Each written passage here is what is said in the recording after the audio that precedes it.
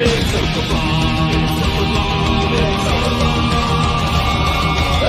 night in with MauLer and the drinker, getting trashed with the web screen dictors. A cheap night cause I'm feeling kinda thrifty, got a 10-pack of beers and a bottle of whiskey. Hop up the cork, have a glass of wine, that's they'll say I'll be fine. Trouble walking in a straight line, but pour me a Pinot Noir. It's open bar with our hosts, MauLer and the critical drinker.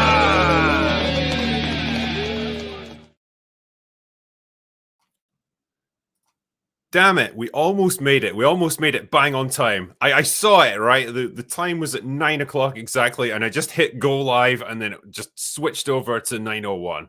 Was it 9? Oh, even when the intro started, it was 9:01? No, yeah, sadly. Damn it. Yeah, we almost did it. We're fucked. It's all over. That's it. Cancel the stream. We're done. Sorry, guys, we failed you. It was just babbling nonsense backstage. That's what gets us every time. We get caught up in it. But welcome everyone here to Open Bar 165. We have done quite a few of these. 165 of them, funnily enough. Whose idea was this? Some idiot with sunglasses who's drunk all the time. That sounds like a total asshole. But we're anyway. inside? What a loser. Yeah, at nighttime as well. You know what? It's the best time to wear them. That on-air light in the background, that's so bright. You need your shades for it. I tell you, man, it's driving that's the nightmare. Like when you've got sunglasses on at night, it's like so many fatalities. What can I say? Yeah, I mean, doctors don't recommend it. Yeah, no. Tell you what, shall I hit you with some facts before we begin properly and bring our guests in? Yeah, let's do it. You want to learn something about 1965 in this case? I'm going to do it. I'm just going to tell you whether you want to know or not. Yeah, okay. The world's first ever spacewalk occurred in this year. Soviet cosmonaut Alexei Leonov completed his first ever spacewalk, spending 12 whole minutes outside his spacecraft. Good on you, Alexei. Yeah, high five. The optical disc was invented. James Russell invented that, which was the forerunner to the CD. Would like become the CD way back in 1965, which is kind of cool. Over here in the UK, we abolished the death penalty. Up until that point, that was still allowed, but we did away with it in 1965 with the Murder Act, which is just like the best title ever. Wasn't there like that? Isn't the fun fact that Christopher Lee watched the last execution in, was it the UK France. Or was it France? No, it was with the guillotine. Yeah. Which just makes him even more awesome as far as I'm concerned. When was that? Like, what did France do away with it before us or after us? Let's see. I presume after us. Last use of the guillotine in France. All right. You can get video of it. I do not want that. But let's see. The last public execution by guillotine in France was 1939. Oh, I mean, Christopher Lee is super old, and he did fight in World War II, so I can kind of buy that he was around in 39 in France. All right, and it was Eugene Weidmann, following his execution, which drew a scandalous and large crowd. How do you get a scandalous crowd? I don't know. French President Albert Lebrun banned all future public executions. I mean, if you're gonna go, guillotine's a pretty classy way to do it, man. It's not. It's fast. I guess it's effective. The build up sucks, but you don't die slowly and horribly. True. Yeah. Very true. Hey, you gotta look at the bright side. I gotta do it. Yeah. Also, major world events. Canada adopted the maple leaf as its national flag. Look at them go. No. In the world of movies, the big movie of the year was The Sound of Music by far. It was actually done on a budget of $8.2 million. I believe it made, the global worldwide total was $287 million. And this is back in 1965. In today's money, that is actually $2.9 billion in 2025. Whatever, Avatar 3 will beat that. Yeah, not bad for a musical.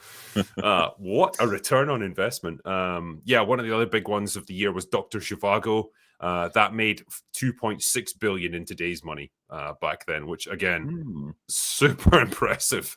Thunderball was the number 3 entry for the year in terms of global box office. It made $27 million domestically, which again, really good for the Bond movies. Thunderball, not my favorite Bond film by a long way. It's actually really kind of boring in a lot of ways, but never mind. And yeah, the interesting movie of the year was The Greatest Story Ever Told, which is a retelling of the crucifixion of Christ. It was a massive flop, actually. It cost $20 million to make, only brought in $15 million in total, despite its star-studded cast. It was Max von Sydow's first major appearance in a movie, which is kind of cool. And it's notable because John Wayne had a cameo in it as a Roman centurion. Wow. And he only had one line of dialogue. Truly, this is the Son of God. I just don't see John Wayne and biblical epics really going together, funnily enough. But yeah, the movie actually was such a flop that it essentially killed off the idea of the historical biblical epic, which had been big business throughout the 50s and 60s up until that point. And they did not make any more for many decades. Well, maybe they'll make a resurgence anytime now. Yeah, I mean, if Mel Gibson has his way, we're going to get Passion of the Christ too. The passioning, I think. I mean, superheroes are down, but what are biblical epics if not really old superheroes like Jesus? Pretty much. Jesus was the first ever Avenger. Yes. Fuck you, Captain America. Jesus got there first. Yeah. Anyway, that's enough pointless facts. Let's bring in our guests. We've got a pretty stacked bar tonight, actually. So welcome everyone. DDayCobra, Disparu, FilmComicsExplained, and The Price of Reason. Welcome, my friends. It's good to have you all here. Hello. Good to be here. Yes. How are you all doing pissed today? Brie Larson would be if you took her title away with Jesus. Like that would be like she'd want to complain, but knew she couldn't get away with it, and it'd just be the conundrum face. Yeah.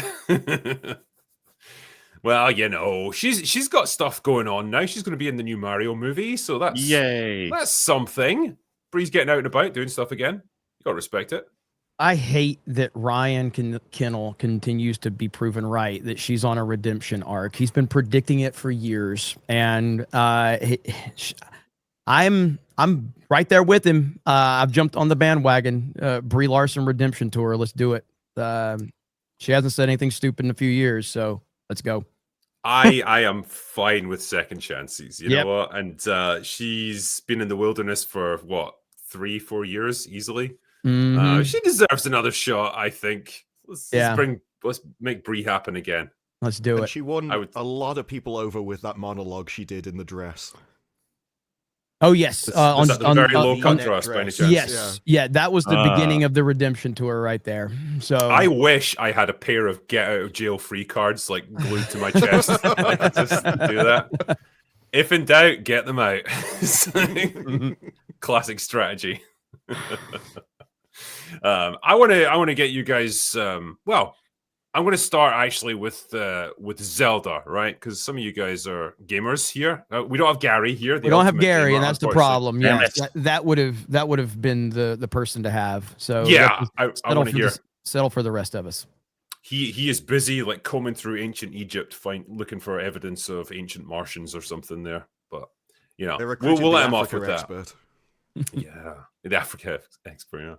Yeah. But yeah, they have released the first stills from the Zelda movie, and we have them here. Kind of interesting, but it's provoked a bit of a storm of controversy online. Sadly, Hunter Schafer was not cast in the role of Princess Zelda. I'm sorry, guys. I'm sorry. But yeah, what do you make of it? I mean, this is this right here. What we have, let's just call it like it is. We have white people cast in white people roles. We have a female cast as a female. It's crazy. It's crazy. And so based on these images right here, I am very much loving these images. I think this is about as good as you could ask for.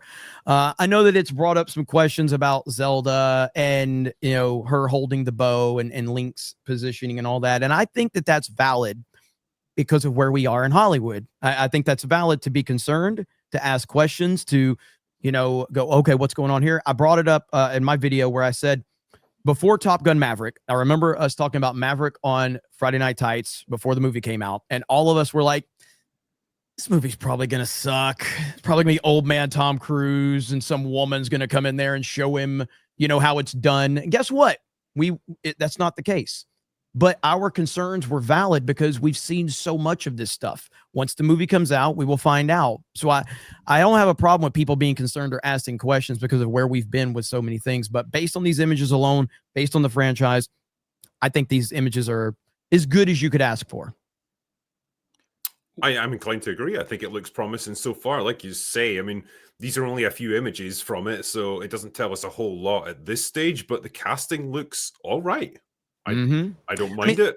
There's and you know, people are responding online, but like, I mean, you can find images of Zelda with a bow and arrow and the earlier iterations like the NES and, you know, Super Nintendo and Adventures of Link, all that. Yeah, she was truly just a damsel in distress.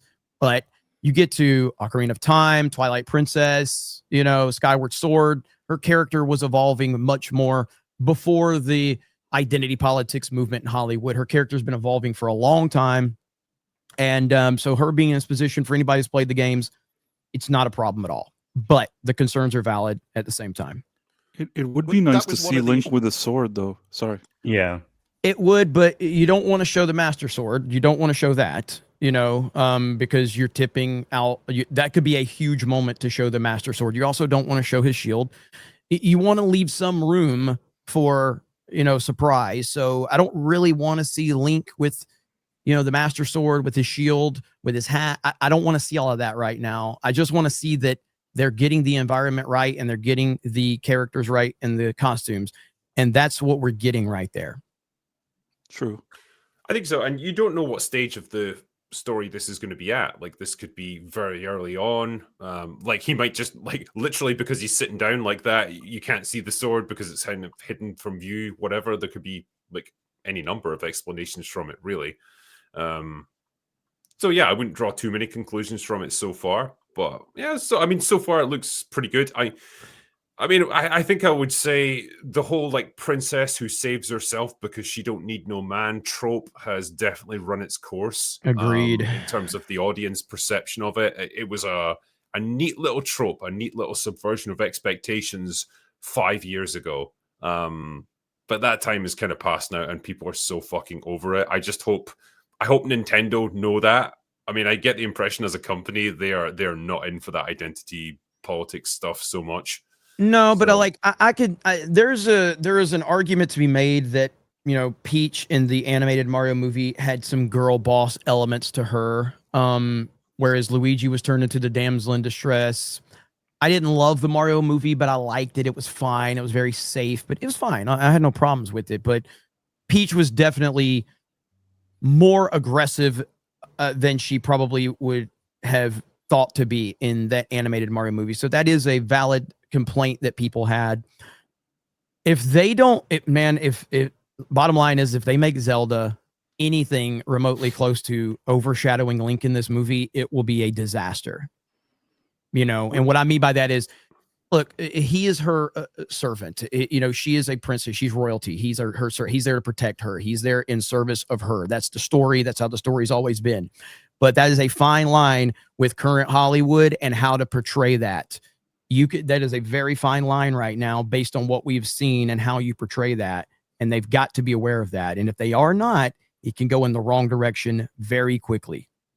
Well, that's the issue with anime and lots of stuff. When it was sort of their own local markets, they would just put in their own culture, and that was fine because they hadn't gone down the same roads that we had. But as the international market becomes more important and a larger part of the pie, it is more likely that they will start going to people consulting with the West, and they go, no, you have to put this in. This is what we really like, and just lie to them.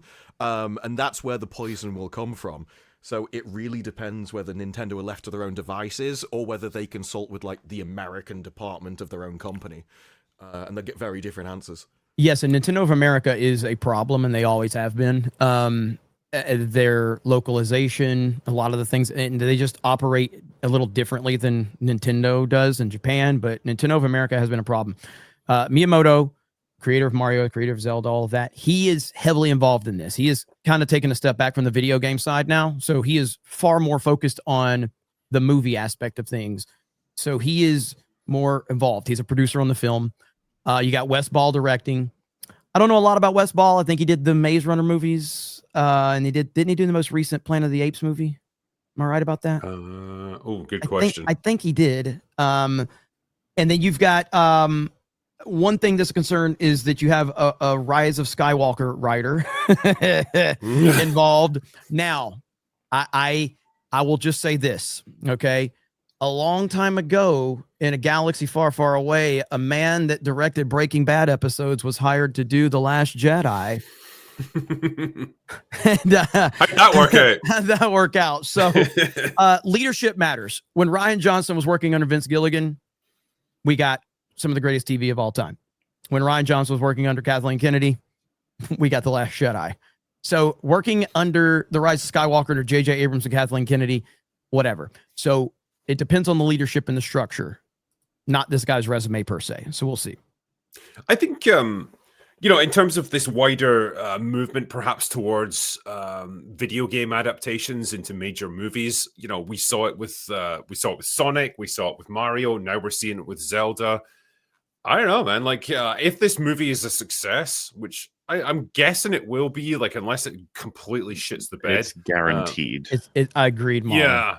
It's kind of paving the way for even more stuff that's going to come further down the road. And I think we're kind of ready for that now. Like, if they've cracked the formula for adapting video games and not making it just like an identity politics fest. Like, I think the Mario one was a good example where it skirted close to the line, like you say, Jeremy, but it wasn't to the point where it ruined the experience. It was like, okay, they've tweaked the characters a little bit here, but I can live with it. It's still a fun film. But yeah, if they can get that balance here, they will make $1 billion easily. Absolutely. And we are in a age of, personally, and I think it gets overlooked right now, the best video game adaptation is the Sonic franchise. And I'm not saying it's the greatest thing ever, but in terms of the best video game franchise we have on screen right now, the Sonic movie. Sonic 3 was great. I thought it was the best of the three. I don't think any of these movies are like Lord of the Rings, but Sonic movies are really good. You have the Mario that did $1 billion. If a live action Legend of Zelda does $1 billion, you've got the Mario Galaxy movie that's probably going to do $1 billion. Disney is going to essentially be, Nintendo's going to become the new Disney at that point. Like, they're going to be able to control all of these IPs and be that Pixar Disney with live action and animated films if they knock this out of the park. And video game adaptations, Minecraft movie, as terrible as that was, nearly $1 billion. So this is superhero genre has kind of, it's passed on, and video game adaptation seems to be the new thing, which ultimately means they're going to be ruined in a short amount of few years.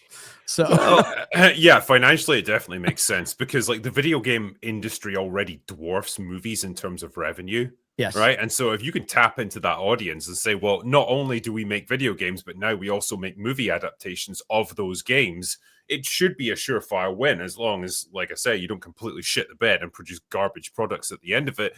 And it's like, wow, I can see that easily supplanting superhero movies as becoming the new blockbusters that come out every summer.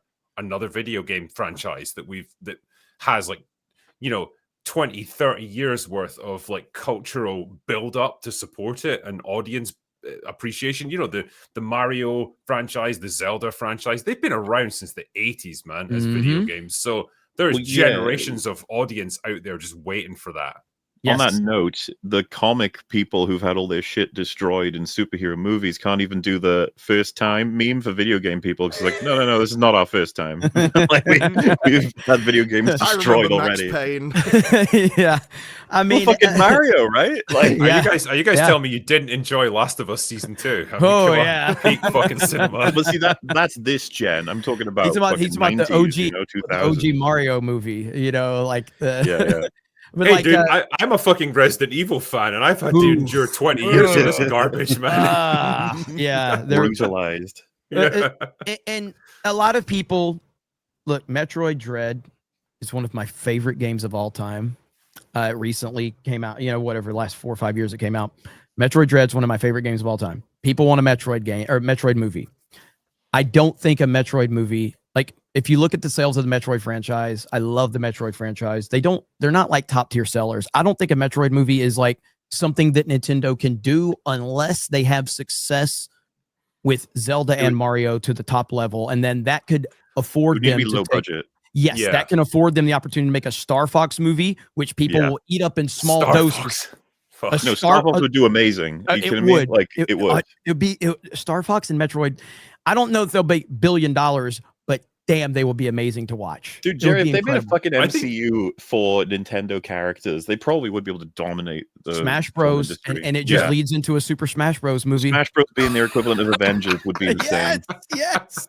Like That's these the thing, things they're are going to draw in possible. multi generations of people, and Tricky, you'll watch it out of curiosity. So, Oh, fuck yeah.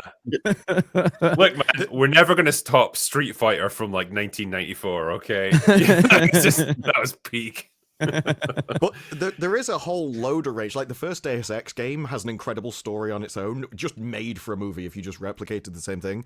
And you, unlike superheroes, there's a whole variety of different genres and everything, so it wouldn't get stale. Gaming is a far wider range of audience than range of movies than superheroes.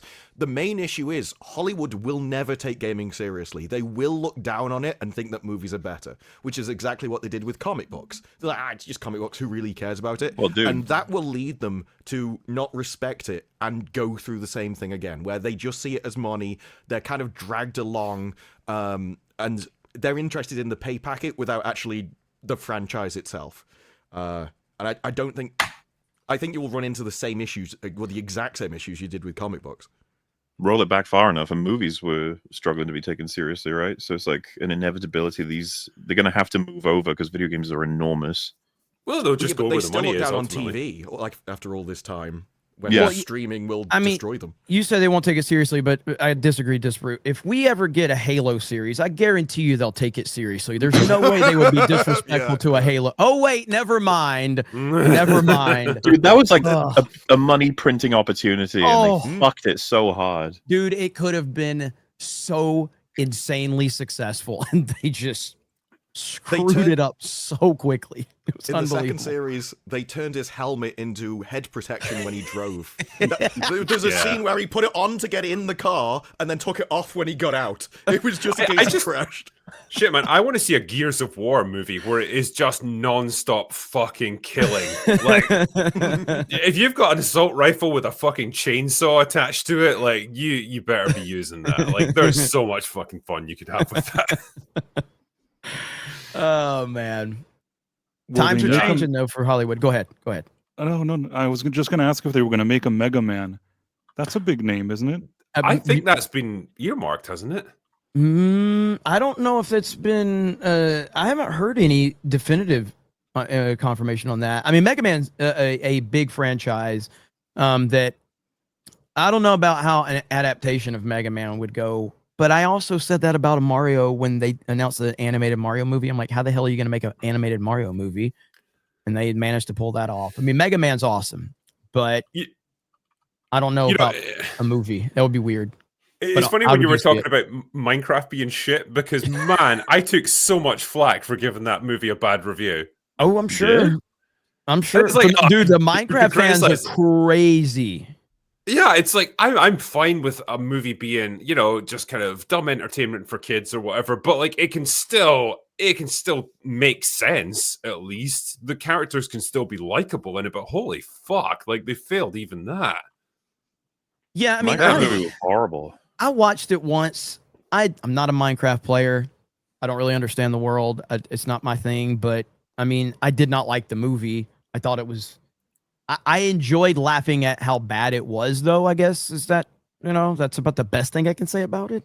I just I felt simultaneously sad and angry at Jack Black in that because I'm like, you're just being Jack Black. Like you have given up on doing any kind of acting in movies anymore or having any kind of comic time or anything. You're just literally about yelling your lines at the camera. Yeah. That's it. And it's just like, fuck, man. I remember when Jack Black was like comedy gold. Like that guy was genuinely awesome. And Christ, It was an era. It's well he's dead. just given up. He's an IP vulture. Like every project he's involved in, whether it's Minecraft, Anaconda, Jumanji, he's just stopped trying. Agreed. Yeah. Agreed. When he was doing Claptrap in that fucking awful Borderlands movie, I was like, this is like the low point in his career. He must have just been in a sound booth, like, okay, churn out the lines like with no context. Don't care. Give me my paycheck. I'm out of here. Go. Yeah, I mean, I think him, just not caring is about it. I mean, when you're paid all the money he's paid to act like he acts, I guess why do you want to care? Like, they're paying me to act stupid and be this stupid version of myself. I'm just going to keep doing it. And he does not put any effort into it at all, and it's not believable. I like this. We need a Nintendo cinematic universe. Do it. Do it, you cowards. The thing is like, and I'm, the idea of a Nintendo cinematic universe is cool in theory, but I'm kind of glad that they are doing a live action Zelda, because it shows that they're not actually trying to do like the cinematic universe per se. They may end up going in that direction, but looks like they're trying to build on different fronts. Which I think is good. I mean, the idea of them making a Mario movie, a Zelda movie, a Metroid movie, Star Fox movie, whatever, Animal Crossing movie, I don't care, whatever. And then all of that ending up into like an Avengers Endgame Smash Bros moment. That's cool as hell. But I also think that sounds like a complete disaster in the waiting. And MauLer will make a 15-hour video on picking that one apart probably. But can you believe we're finally at a time where saying I'll make a 15-hour video is underballing me? Underballing. Underballing, well, but yes. 17 hours and a half coming in a week or so. Yeah. Possibly with a little bit more added on, as you were saying, but maybe we'll see. The man just cannot let it go. Honestly, I was begging him, just release it as it is. Stop adding to it. This video was originally going to be 27 minutes long, and this is what he's done. Just keeps adding to it.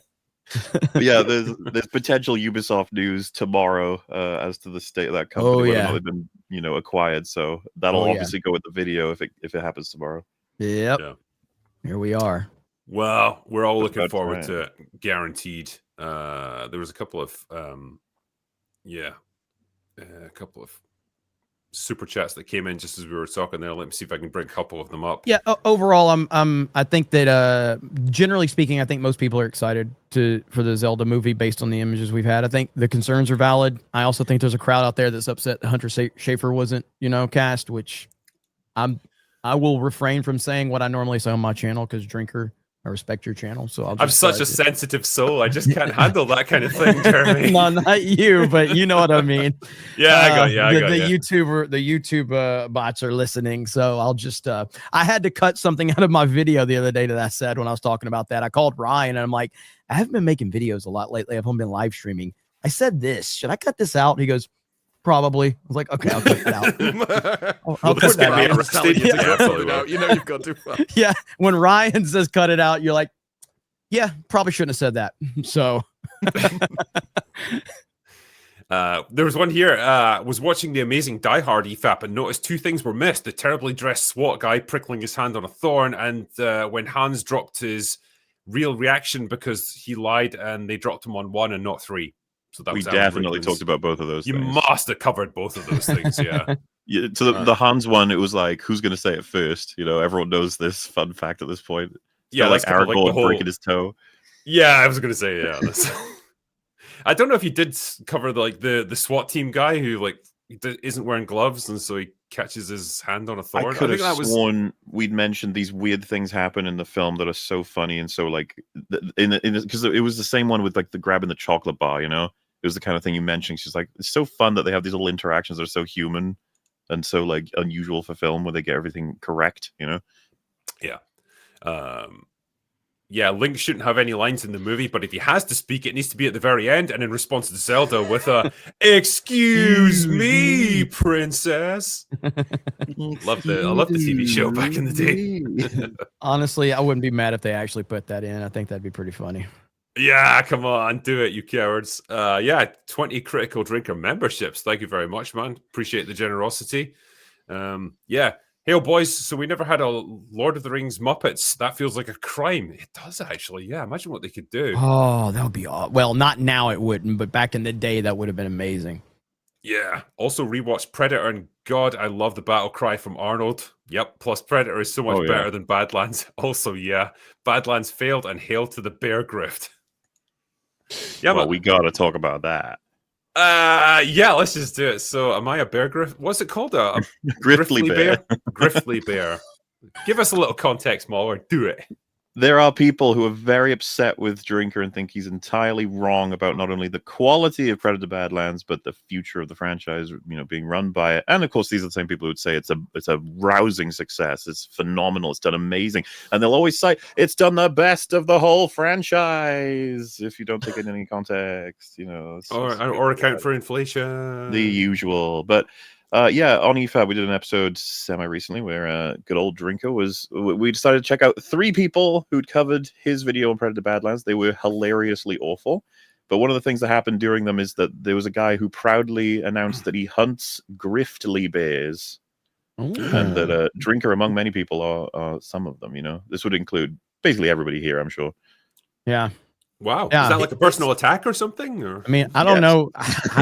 I don't know about that, but I just know Drinker told me I was getting $500 to show up for this stream, so I'm good, So yeah, I'll say yeah, but it's got a cash date of like the year 3000.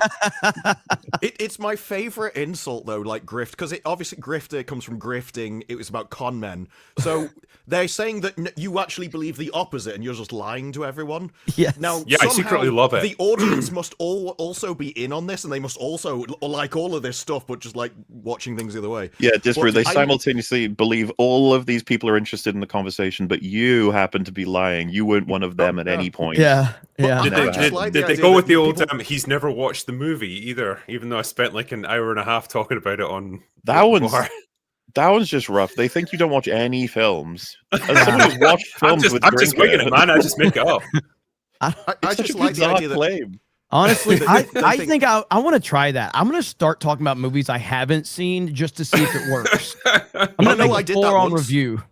I did that on a stream because Josiah Rises told me to watch what was it? It was something Men, and it was a Viking film, and he told me to watch MEN movie, so I watched it, and it was the MAN movie, so I watched the entirely wrong Viking film, talked about it on a stream for about half an hour, then realized I've not seen the right movie, so I shut up for the rest of the stream.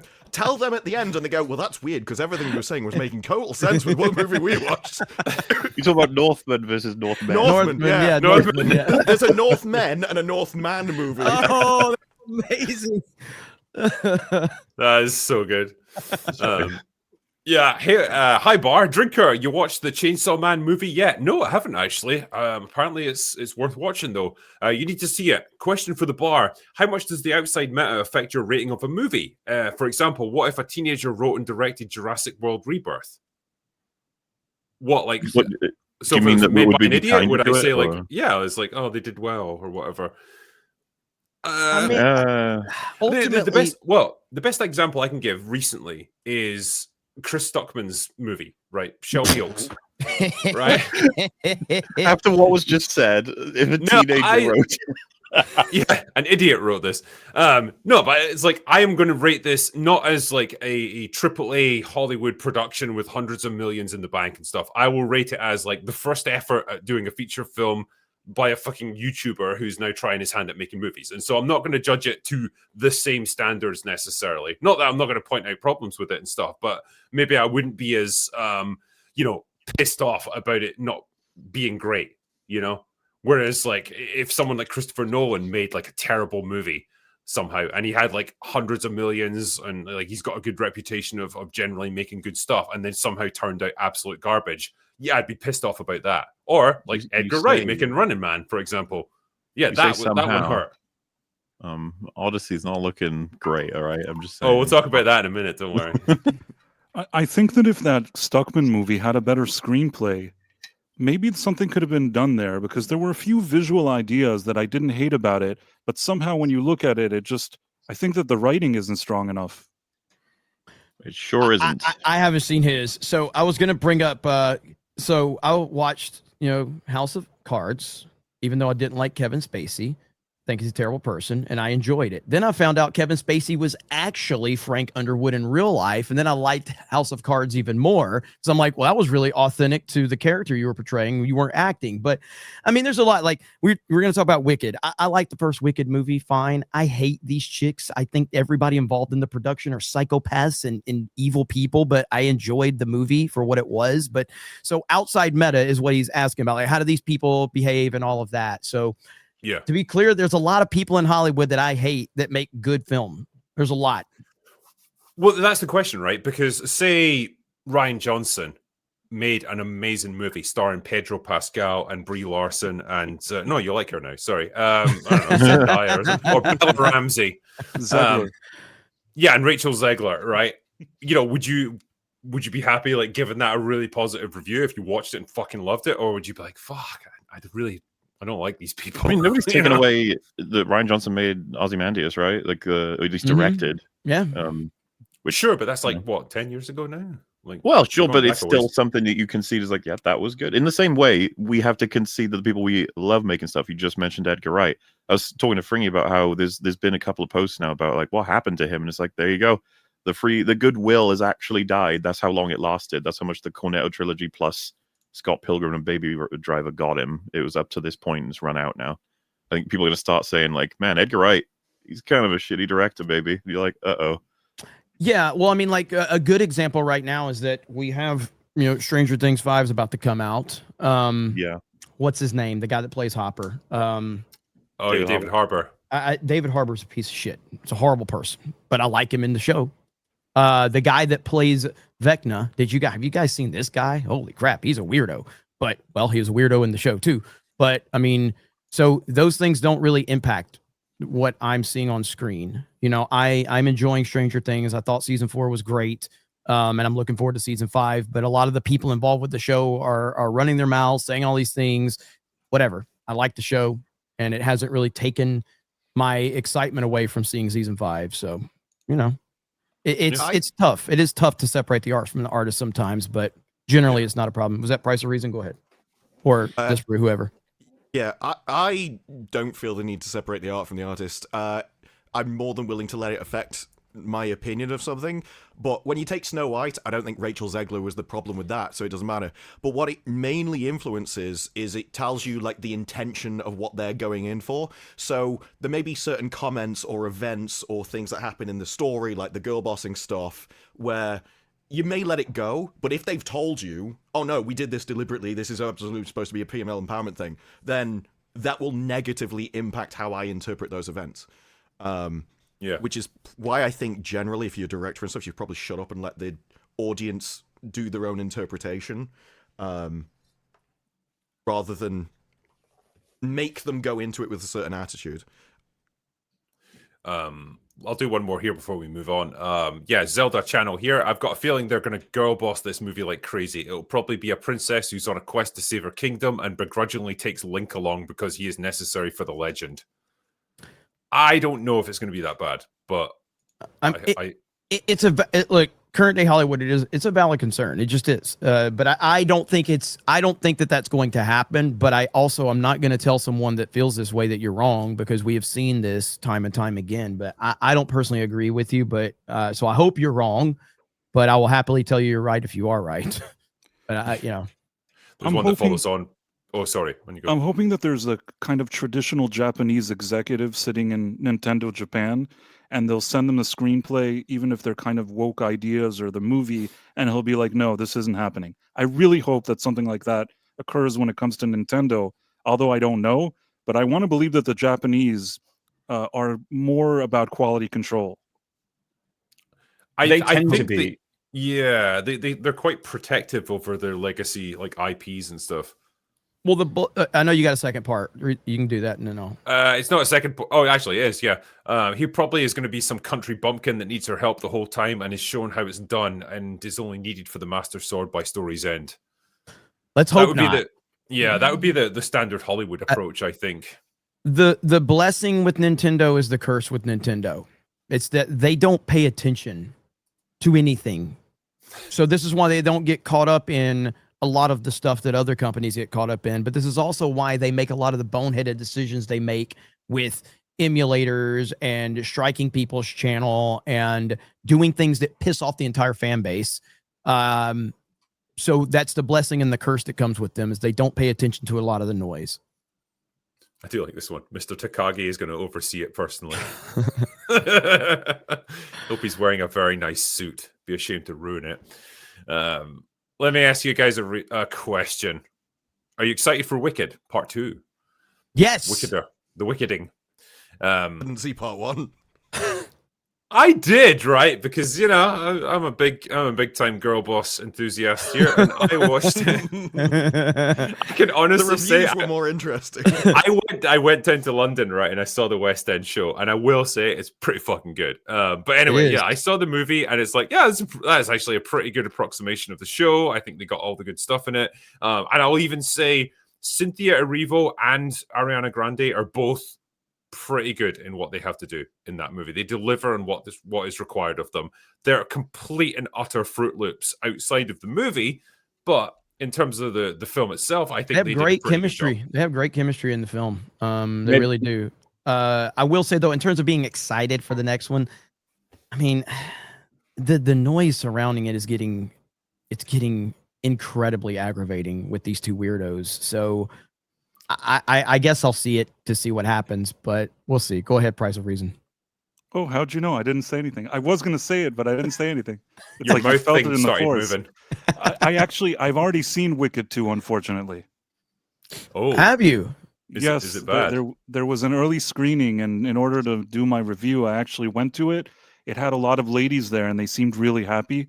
I was the only one suffering, and I don't know. I didn't like the first one, and I didn't like the second one. And I agree with what you said, Drinker. I think that Cynthia Erivo and Ariana Grande, they're fine. They know how to sing, that their acting is fine. Even the production value is fine. But I have an issue that if you think about it, it's another one of those things that deconstructs some kind of classic movie. Because this whole movie, especially the second one, it's taking place simultaneously where the first movie is taking. And we're seeing it from the angle now of like the Wicked Witch, who's actually really nice and misunderstood, and all the other people are really terrible. And in this one, the wizard is even worse than he was in the previous one. I know it could be controversial, but I almost think that it's implied that he served somebody grape juice, if you understand what I'm saying. Really? Yeah. And it's kind of implied. Maybe they kind of toned it down and they made it ambiguous. But I thought to myself, are they trying to say that he served somebody grape juice? Because I thought to myself, I like The Wizard of Oz. I grew up watching it. It's a good movie. It's stuff that I did with my family. Why am I now looking at something that they're basically piggybacking off the success of the original movie, using similar visual cues and explaining to me that everything that I thought, that the wizard is a terrible man, he hates animals and all this other stuff, I don't like it. It annoys me. I don't know if I'm a bad person for not liking it, but it annoys me.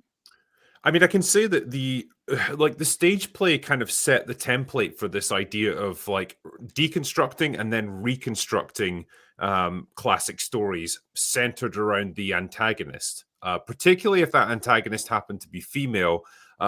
Basically said, yeah, they're probably not such a bad person after all, and it was generally a man that set them down on the bad course that they end up going on.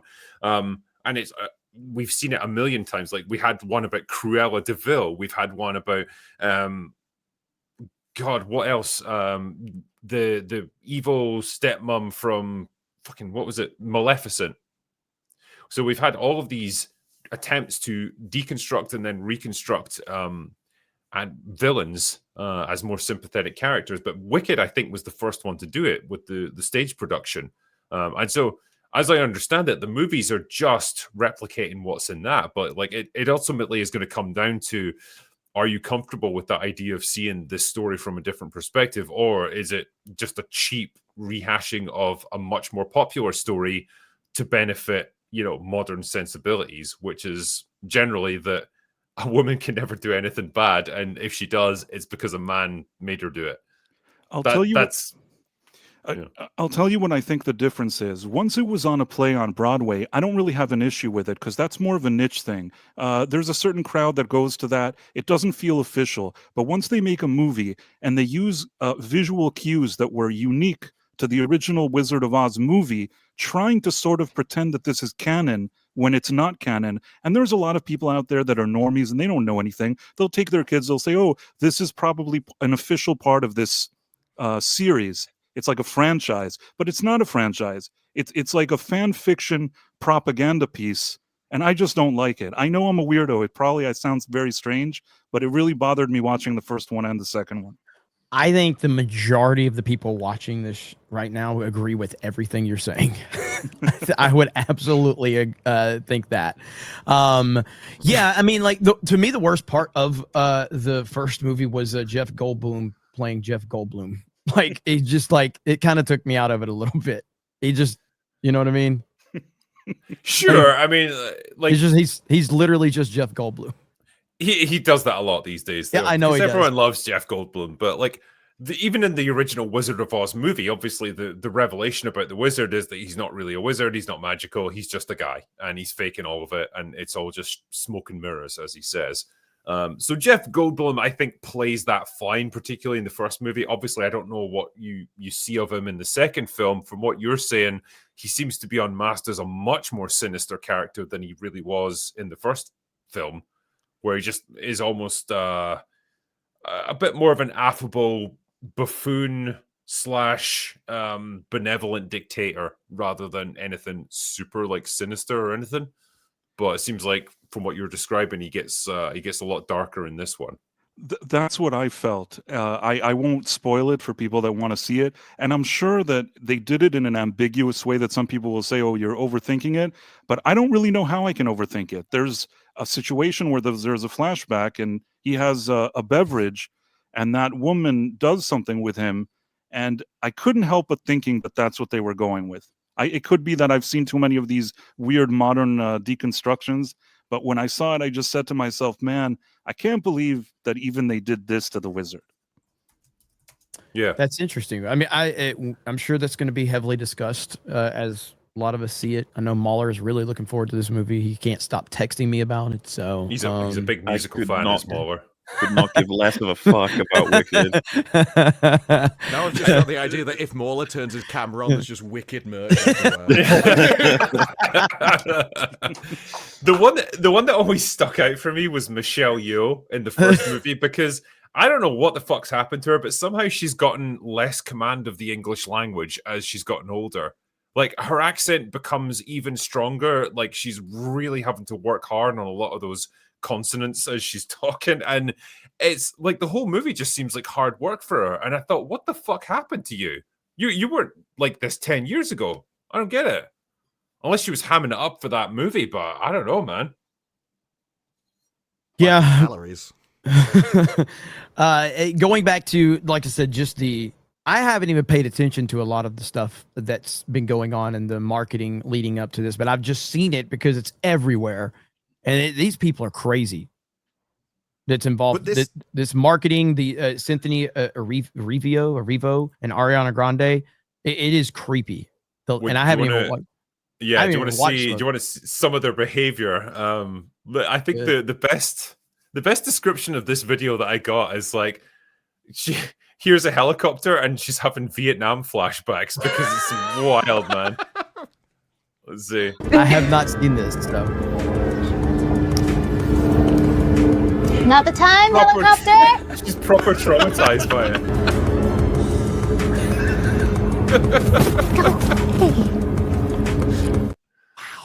It's like, what, does she have to be protected from a chopper? Does she think it's going to come in and do a strafe and run on her, or what? God, what the hell, man? Good These Lord. two are like, I hate to say this because in the movie itself, they're quite good, at least in the first one, but when it comes to marketing and promotion, they are the biggest fucking liabilities for this movie that you could ask for. They are a pair of absolute Fruit Loops. If they were in any normal community, like if they weren't in Hollywood and they weren't rich and famous, they would 100% be taken into sheltered housing. I would give anything to watch these two just hop on a live stream on YouTube and do that, and just so I could watch the comment section. It would be the best entertainment you could watch. It would be amazing. Comment section would just, it'd be glorious. Be so wonderful. you've had the Kardashians, and now it's just a day in the life of these, and you just follow them around trying to cope with normal everyday life. You remove all of their kind of extra people, because the thing is, if they weren't in Hollywood, they wouldn't act like this, because they would have had to have actually faced problems. It's the fact that they've been coddled all the time, and there's always someone there to solve every problem for them that allows them to be this like weak and pathetic in the first place. I mean, I'm not gonna lie, man. If I was like that frail and weighed about 12 pounds, I would be terrified of everything around me, because anything could break me like a burnt twig. Like, it'd be terrifying. There's honestly the before and after pictures of like the cast of Wicked are absolutely terrifying, and I'm sure it's not the movie that's doing this. It's the drug-assisted weight loss trend that's doing Hollywood's rounds right now. But look at this! Yikes! Every single look at the left column. They all look healthy, fit, you know, pretty happy. And then look at the right. It's like a charity appeal for Somalia or something. It's terrifying. Crap. I think it's none of them were overweight in the left column. So if you're taking omeprazole when you look like that, of course it wouldn't take long before you end up in some omeprazole. You mean Ozempic? No, it's there's a million that's ones anti-acid, isn't it? That yeah, I was gonna say. What the fuck? Oh man. But that's yeah, like who looked at Ariana Grande and said, "Oh man, you could do with cutting a few pounds. You're getting a bit stout, old girl." Like, yeah. Fuck, she was already a fucking stick. Yikes. Jesus. Yeah, that's scary. That's just more in line with what we're seeing, like you said, just Hollywood in general. But well, like if I can see your funny. skeleton, it's a problem. Like I just you need to put some layers on. Yeah, I mean, look at Cynthia Erivo. I can see, like, look just below her collarbone. You can see all her ribs as you go down. That's what I mean. That ain't right, man. No. Well, I mean that near the shoulder, like the collarbone for Michelle Yeoh there. That's kind of you can put a soup in there. What? Very specific. It was like a bowl. Is that your benchmark for a person? It's like, can I put soup in there? You don't even like. They've lost so much much just weight. storing soup, okay? They can't reach. I'm not saying I would. Just if you've got that kind of a deep hole in your body, you should probably see a doctor. Maybe I don't know. Every man's dreamt about putting soup into Michelle Yeoh. Oh man. But no, people have pointed out though as well, like, isn't it interesting how the whole body positivity thing died out the moment you could get weight loss off the shelf or by prescription? It's like, suddenly it's like, I don't have to go to the gym and actually, practice a bit of self-discipline and deprive myself of all those stuff that I want to eat. I just take this pill and everything's fixed. Great. No need for body positivity now. Like all those more of it. Amy Schumer even is like fucking like a rake now. She deleted all the pictures of her being overweight. It's actually gone back through history and removed it. But no, I've always been like this. Is that like when someone transitions and they don't want to be dead named? It's like, they just delete all. I don't want to be fat shamed. Delete all evidence of what they once were. Her weight was the least of her issues. It was a lack of humor. That was possibly part of the problem. And she stole most of her jokes from other better comedians. Like, remember when they wanted her to be Barbie? Oh.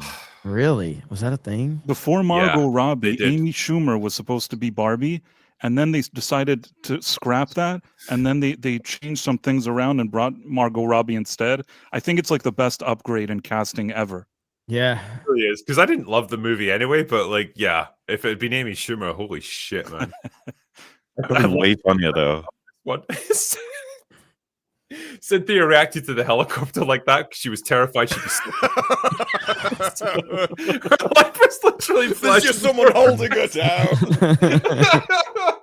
Ariana's like trying to hold on to her. It's okay, man. Cynthia. Dude, this is when we're always holding onto each other's fingers so they don't float away. If we have any wrestling fans in the chat from the WCW days, there was a moment where Sting arrived through the helicopter at Club La Vila in Panama City, and Eric Bischoff was pretending like the helicopter wind was blowing him and he was acting like he was falling.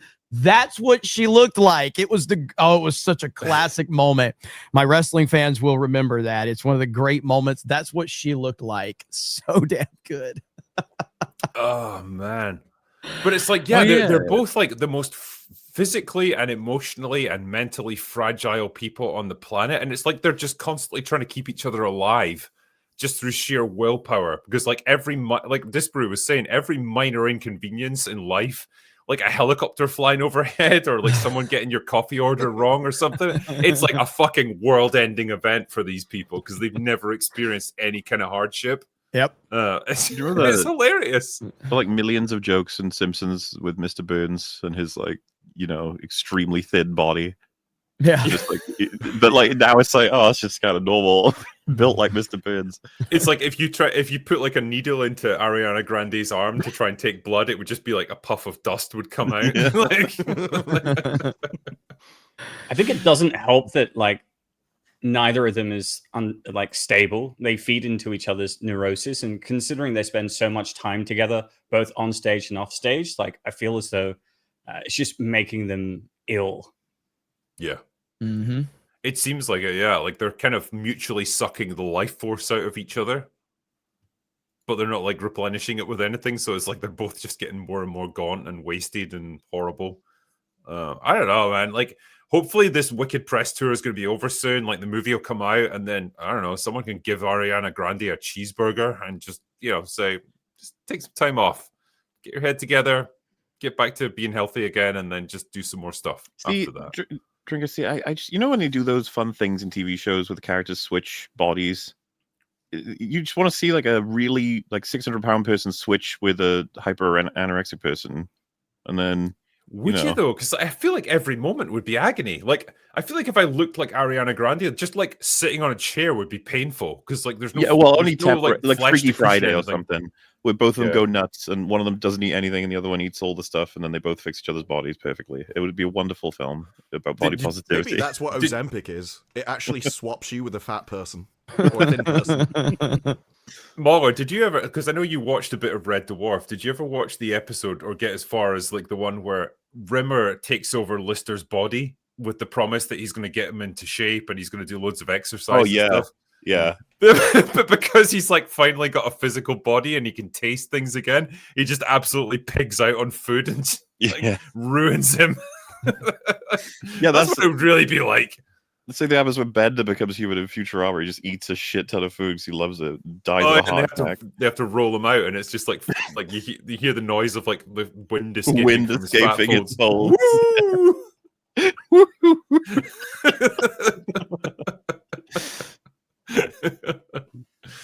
Anyway, that's Wicked. Price of Reason. You reckon it's not a great one? Wicked 2. If you like the first one and you're into that sort of thing, I assume that maybe you'll like the second one. I think my problem is that I've always had an issue with this concept, especially when it came to the movies. Didn't enjoy the first one. Didn't really enjoy the second one. There's some decent production value and performances and things like that. It's just I wasn't able to enjoy it. Well, there you go. Did you enjoy Sisu 2 though? Because I know you've seen that also. Yeah, I've seen that. I was telling you that sometimes as part of my theater, and I don't know if people have AMC, they tell you that you can go see a movie today. You don't know what movie it is, and then you're taking a gamble. Usually it's a really bad movie, but the other day I actually went, and it was an advanced screening of Sisu 2, so I got to see it, and I thought that it was a good movie. It's good to balance out that Wicked 2 thing with Sisu 2. Sisu 2 is the kind of movie that I enjoy watching. It felt like it was continuing the atmosphere of the first movie. I think maybe a little more over the top at times, and some of the violence or set pieces were a little more cartoonish. He really feels like a comic book hero at this point, but I don't hate it. I thought that the first one was kind of like First Blood, and the second one felt like it was Rambo mixed with Mad Max with the second movie with Road Warrior. And I have no issue with it. You could say maybe some of the pacing in some parts was a little slow or a slow burn, but especially when I got to the final act, I found myself really enjoying it. I mean, yeah, because the first one, particularly towards the end, like they keep ramping up like the death-defying shit that he does to the point where he's inside a fucking plane that crashes into like a swamp, and he just gets out of it because he's that hard. So it definitely has over the top, elements to it for sure. I just kind of want more of that. Like that's a throwback to like crazy 1980s action flicks where the hero is just this unstoppable force of nature who just can take on a whole army by himself. I don't necessarily need it to be realistic or believable or whatever. I just need it to be fun and entertaining. It's fun. Yeah, that's what I'm looking for. If the first one 100% was, if they can do that with the second one and just maybe ramp it up a little bit, because kind of what you expect from a sequel, I'd be all right with that. In this one, I think, and I won't spoil anything because I actually enjoyed it, but I think that they tried to give an impression that he has a more worthy adversary. There's sort of almost like a Western feel where there's a guy that's coming to get him, and I thought that was an interesting idea. I found myself enjoying the movie. Don't know how other people will feel. I thought this was good. I wish more movies that I watched gave me the feeling that this movie gave me. Most of the time I watch movies and they really annoy me. I mean, this time he's up against the Soviets, isn't he? So it's after World War II, and now it's like the Soviet Union are the main enemies. That's not going to go down well in Hollywood. Probably not. No, but they send a specific guy who has sort of a, I don't want to say a history, but you'll see in the movie, they send a very specific kind of guy that now he's going to get him. And this kind of cat and mouse game, or whatever you want to call it, it's a little different than the previous one where he was just going all out on all those group of soldiers that were doing bad things. This one has more supposedly like a chess match between them. Again, this is not going to make any sense logically, this screenplay or whatever you see in the movie. But if you're into action and fun like those throwback movies, I think there's something to enjoy here. I think that's all people want, really, from a Sisu movie. The first one established its credentials pretty well. It's like, yeah, it's just an over-the-top action flick. It's very much in the vein of like 80s and 90s action movies, and just have fun with it. And that's all I want from the sequel, really. I don't need it to be like this earth-shattering piece of like fucking pure cinema. It's okay, and yeah, if they could do that, I'm all right with that. Same. It's like, yeah, I like this. Oh, it's commies now. All right, I'm back in.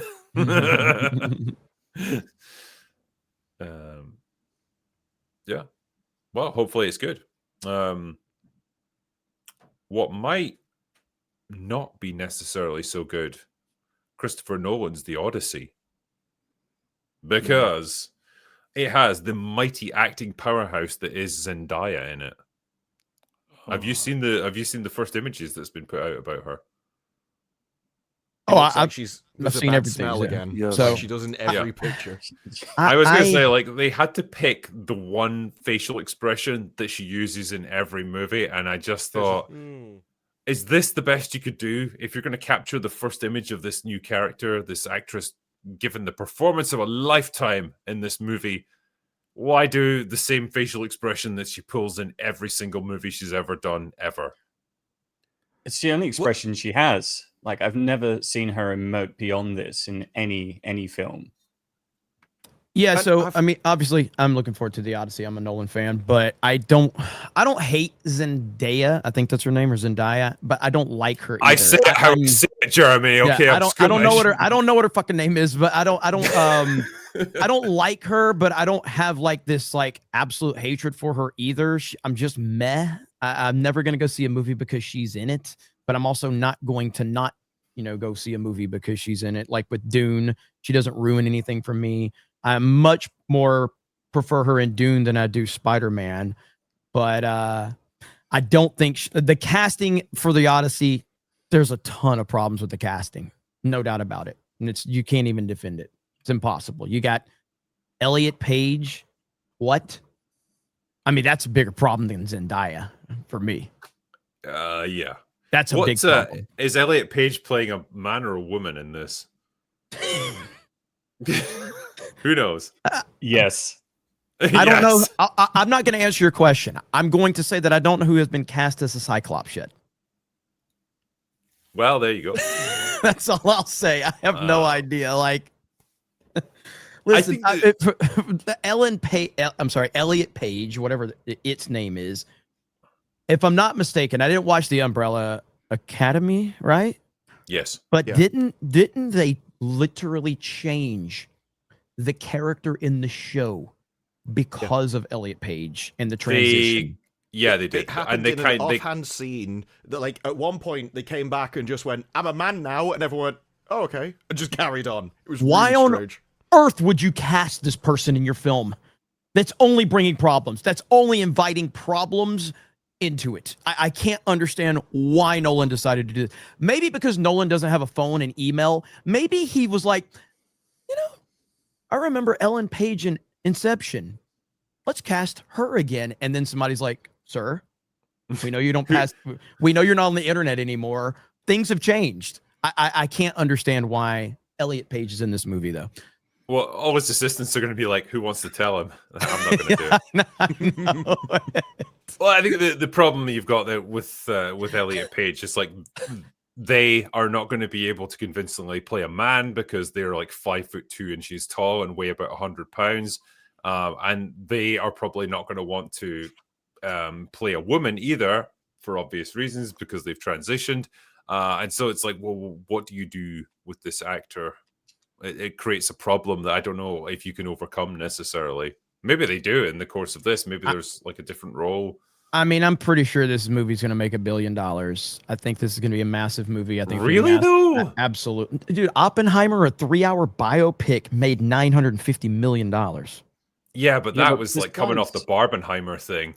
Like, I don't know if this has got the same pull, man. I mean, it's already pushing massive studio movies off of IMAX. Like, this is going to be a huge success. It'll be a huge success. Absolutely. Now, will it be good? That's a whole different story. But it's going to be a massive success. It will. So Nolan's movies tend not to hit like over $1 billion. I mean, the Dark Knight is probably the exception in Oppenheimer. But beyond that, like his movies do considerably well. They make their money back, but they don't really hit the billion range. I think this is probably going to hit between 700 to 900 million at best.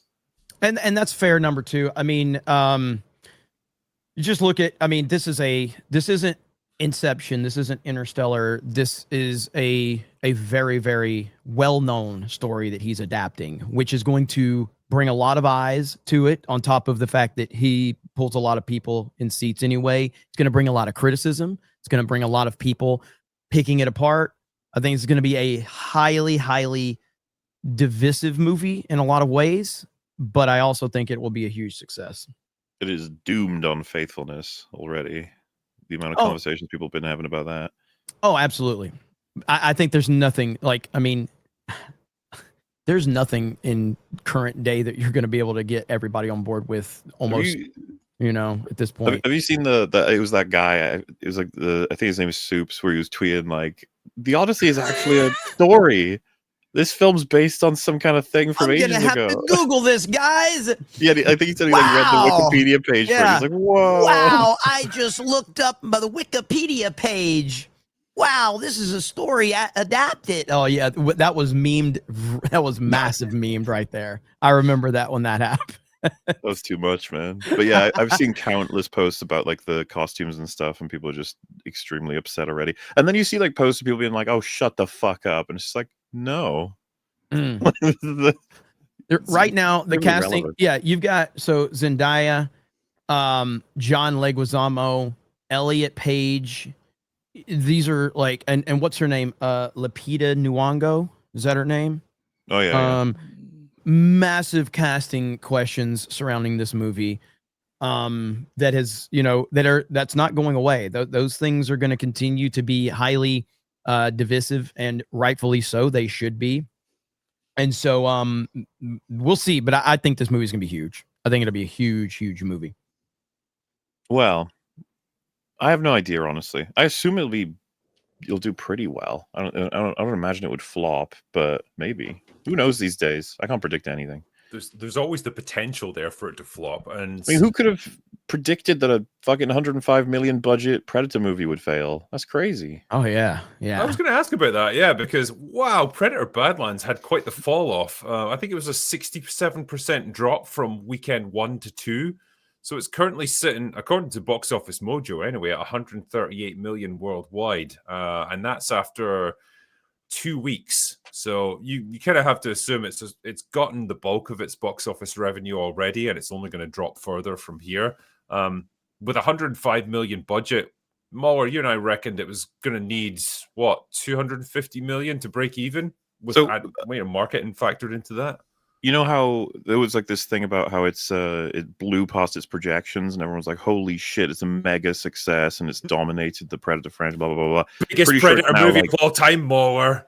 Apparently, it's already like cycling below its even low estimated projections now, like overall with how everything's tracking. I guess the Running Man helped murder it. I don't know. It's kind of hard to say what happened here. I don't think that's doing terribly well. Yeah, but No, I don't Running think so Man either, didn't but- do well. The fact, I guess neither of them were going to do well anyway, but it's pulled off what few people were going to. I don't know. I'm trying to think of like, it was such an amazing opening weekend, and 80% left off. Obviously 78, but still. The cool thing about this movie is this... fans. I think you had the Prey fans go the first weekend, and there just isn't that many of them. And you had a load of actual Predator fans who then told everyone else, "This isn't a Predator movie. This is nothing like the ones." Then I you had was the director told by go around everyone. and go, well, the director came out and went, Amazing. "No, it's not really a Predator movie because that's too basic and shallow, and we've actually evolved it now. And now you can't keep doing Predator movies. That'd be ridiculous. We had to change what it was into something else that I liked." And I think that just puts off. There's now a large contingent of people that are waiting to see if something's well liked before they go, and that's where your second weekend just dies.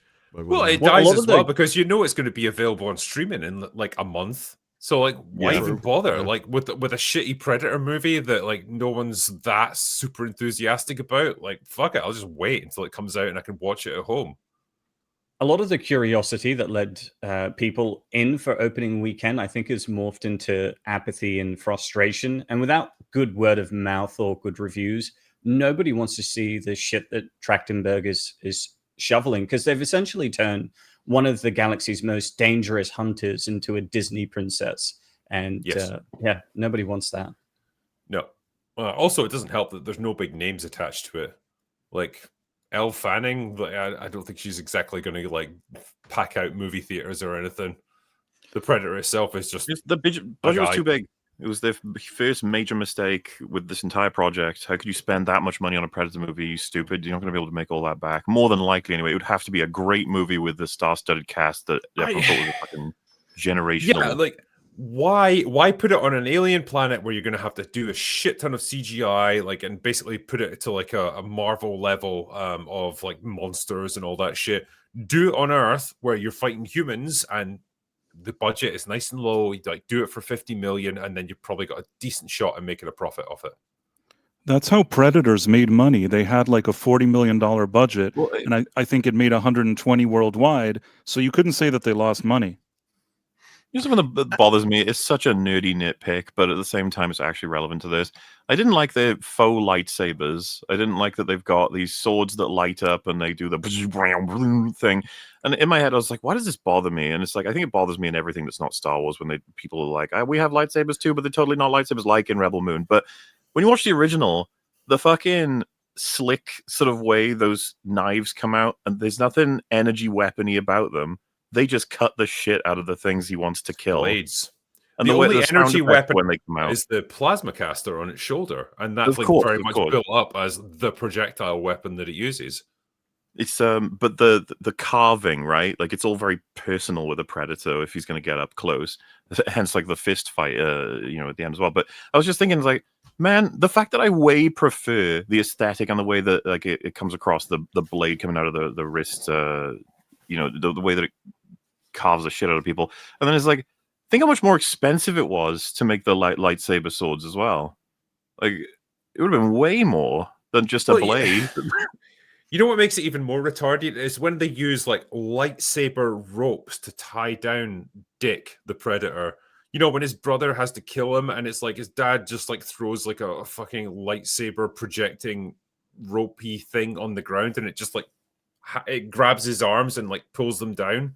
And then he's like held in place by these like laser ropes. Why? Why not just use actual ropes or like manacles or something? Like, why does it have to be this stupid sci-fi stuff? It's so true about the CG that it's just everywhere. And it's like, if you cut back on this a bit, you could probably fucking half the budget. Calm down. It's the same with the Marvel movies. They don't wear the costumes, they just CGI them. Their hair's fake. They don't put any of the makeup on her anymore. They don't have all the faces built up with all the add-ons and stuff that I would just add it on, we just put dots on them. Everything has got lazy because it's easier for them and it just offloads the work onto someone else and massively inflates the budget. There's no reason at all that a movie has to cost $100 million.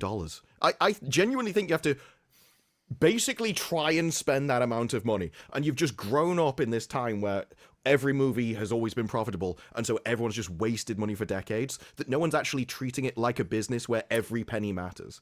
Well, and Hollywood would probably do with their own kind of Doge department of just having someone come in and just cut all the way through. And I think they easily save fortunes. Well, I've heard it described as like with a lot of movies, they don't really know what tone and location and stuff they want for a particular scene. And so they'll shoot it in the most bland way possible with the most generic lighting, a green screen behind the actors and stuff. Because it's like, we'll just CGI the shit out of that later once we've figured out what exactly we want to happen in this scene. Because we don't know what the test audiences are going to say. We don't know what all the focus groups are going to say. We'll wait until we hear all of that feedback before we put the final version in, rather than just saying, hey, I've got a real artistic vision for this. I know the story I want to tell, and I'm going to put that stuff in there physically, or I'm just going to shoot on location or whatever. And I don't know, man. It's like the same problem you have with taking pictures on your phone, right? When back in like the old days when we were kids and you had literally a camera with film in it, you had to kind of think carefully about the pictures you wanted to take because you only had so many of them. Yep. Now you're on location somewhere, you want to take a picture of the family or whatever, like you'll take like 50 pictures of them and it's like, fuck it, I'll delete 49 of them later and I'll pick the best one because it's infinite. You know, that's the problem you have with filmmaking as well. Like there's an abundance of choice to the point where there's no vision anymore because you don't need one. Yeah, you would also, on the photograph, you would care about the frame or the composition to get everything right, and so you spent all that extra time making sure it was perfect. Whereas in this, if they can just do it you would think the most basic thing that you should do with a movie before you start filming it is to nail everything down. The script should be done. What you want done, it should be done. And it's like, even recording a YouTube video, as you're making the video, in your head is like what the final thing's going to be, how you're going to edit it. And it doesn't seem like Hollywood has that when they're dealing with hundreds of millions of dollars. And it just seems like it's very easy to waste other people's money. And if you give someone a budget, they will spend it and they will do everything they can to reach that goal. It's almost like a target for them. And it just seems like someone needs to basically limit the budget, send them in with less than they demand, and then make them kind of reach that. So they're more creative. What is it? Necessity is the mother of all invention. Yeah. Well, I mean, I've talked about this many times before, but like, I would always advocate for like the practical effects over like CGI. And, you know, like some of the scenes that I've cited before are like, say in the movie Aliens, right? The shootout scene where the aliens break through the ceiling and crash down to the floor and start like swarming them in the control room.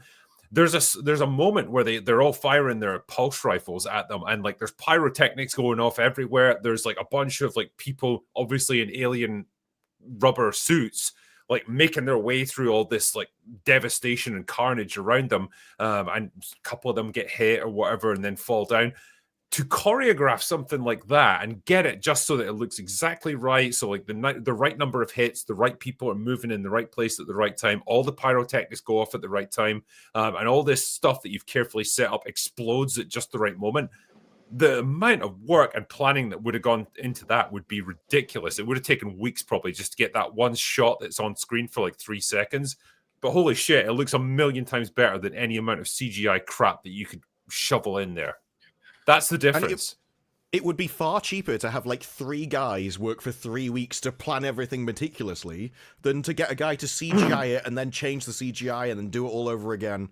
The post-processing, it's almost, you're getting someone else to fix your mistakes for you. And it just makes you lazy. And it also means that you'll never evolve and like improve because you don't have to. You're not even thinking about it. It's just someone else's job. Fuck the 2011 thing. Jesus Christ, there's so much wrong with that film. But yes, the CG goo. When they made practical versions of those creatures as well, that's the thing everyone often talks about for the 2011 one. They did a lot of work for that. But I feel the need every time this conversation comes up to caveat. It's like CG's a tool. Much like practical effects are a tool. We saw in Mandalorian season 3 especially how bad practical effects can get when you don't give a shit. Like with Baby Yoda, the flipping it was doing was pathetic. Like they did not give a shit. Or putting him on wheels and borderline having Team America walking with him, which is obviously like, Meanwhile, Lord of the Rings, gold standard of implementing CG, using it where you need to, and Peter Jackson taking care at every step to make sure it's not just there to do basically like Disparu said, right? Like it's not there to just do your work for you when you can't be asked on set or whatever. I love this example actually. There's a great moment because I remember watching the behind the scenes making of that lobby fight in the first Matrix movie, where Keanu Reeves has to do this like cartwheel across the corridor when guys are shooting at him, and he grabs like an M16 from the ground that's lying there and then fires it. And like he had basically one shot to do that because they had to, like, if they got it wrong, they would have to re-rig all the pyrotechnics on all the pillars and everything around him that were fucking exploding with gunfire shots and stuff. And he did it, but like he wasn't happy with the angle that he was firing at, and he was like, "Oh, I'm so fucking sorry. Like I tried to get the gun up at just the right position to shoot at them, and it wasn't quite right." And they were just like, "It's okay, Keanu. Don't worry about it. It's fine." But it's like that's the care that goes into shots like that. Obviously, now if it was done, it would all be CGI'd, and like fuck it, we can fix everything in post. The gun's not at the right angle. Fuck it, we'll just like reposition his arm. It's no problem. We can do that.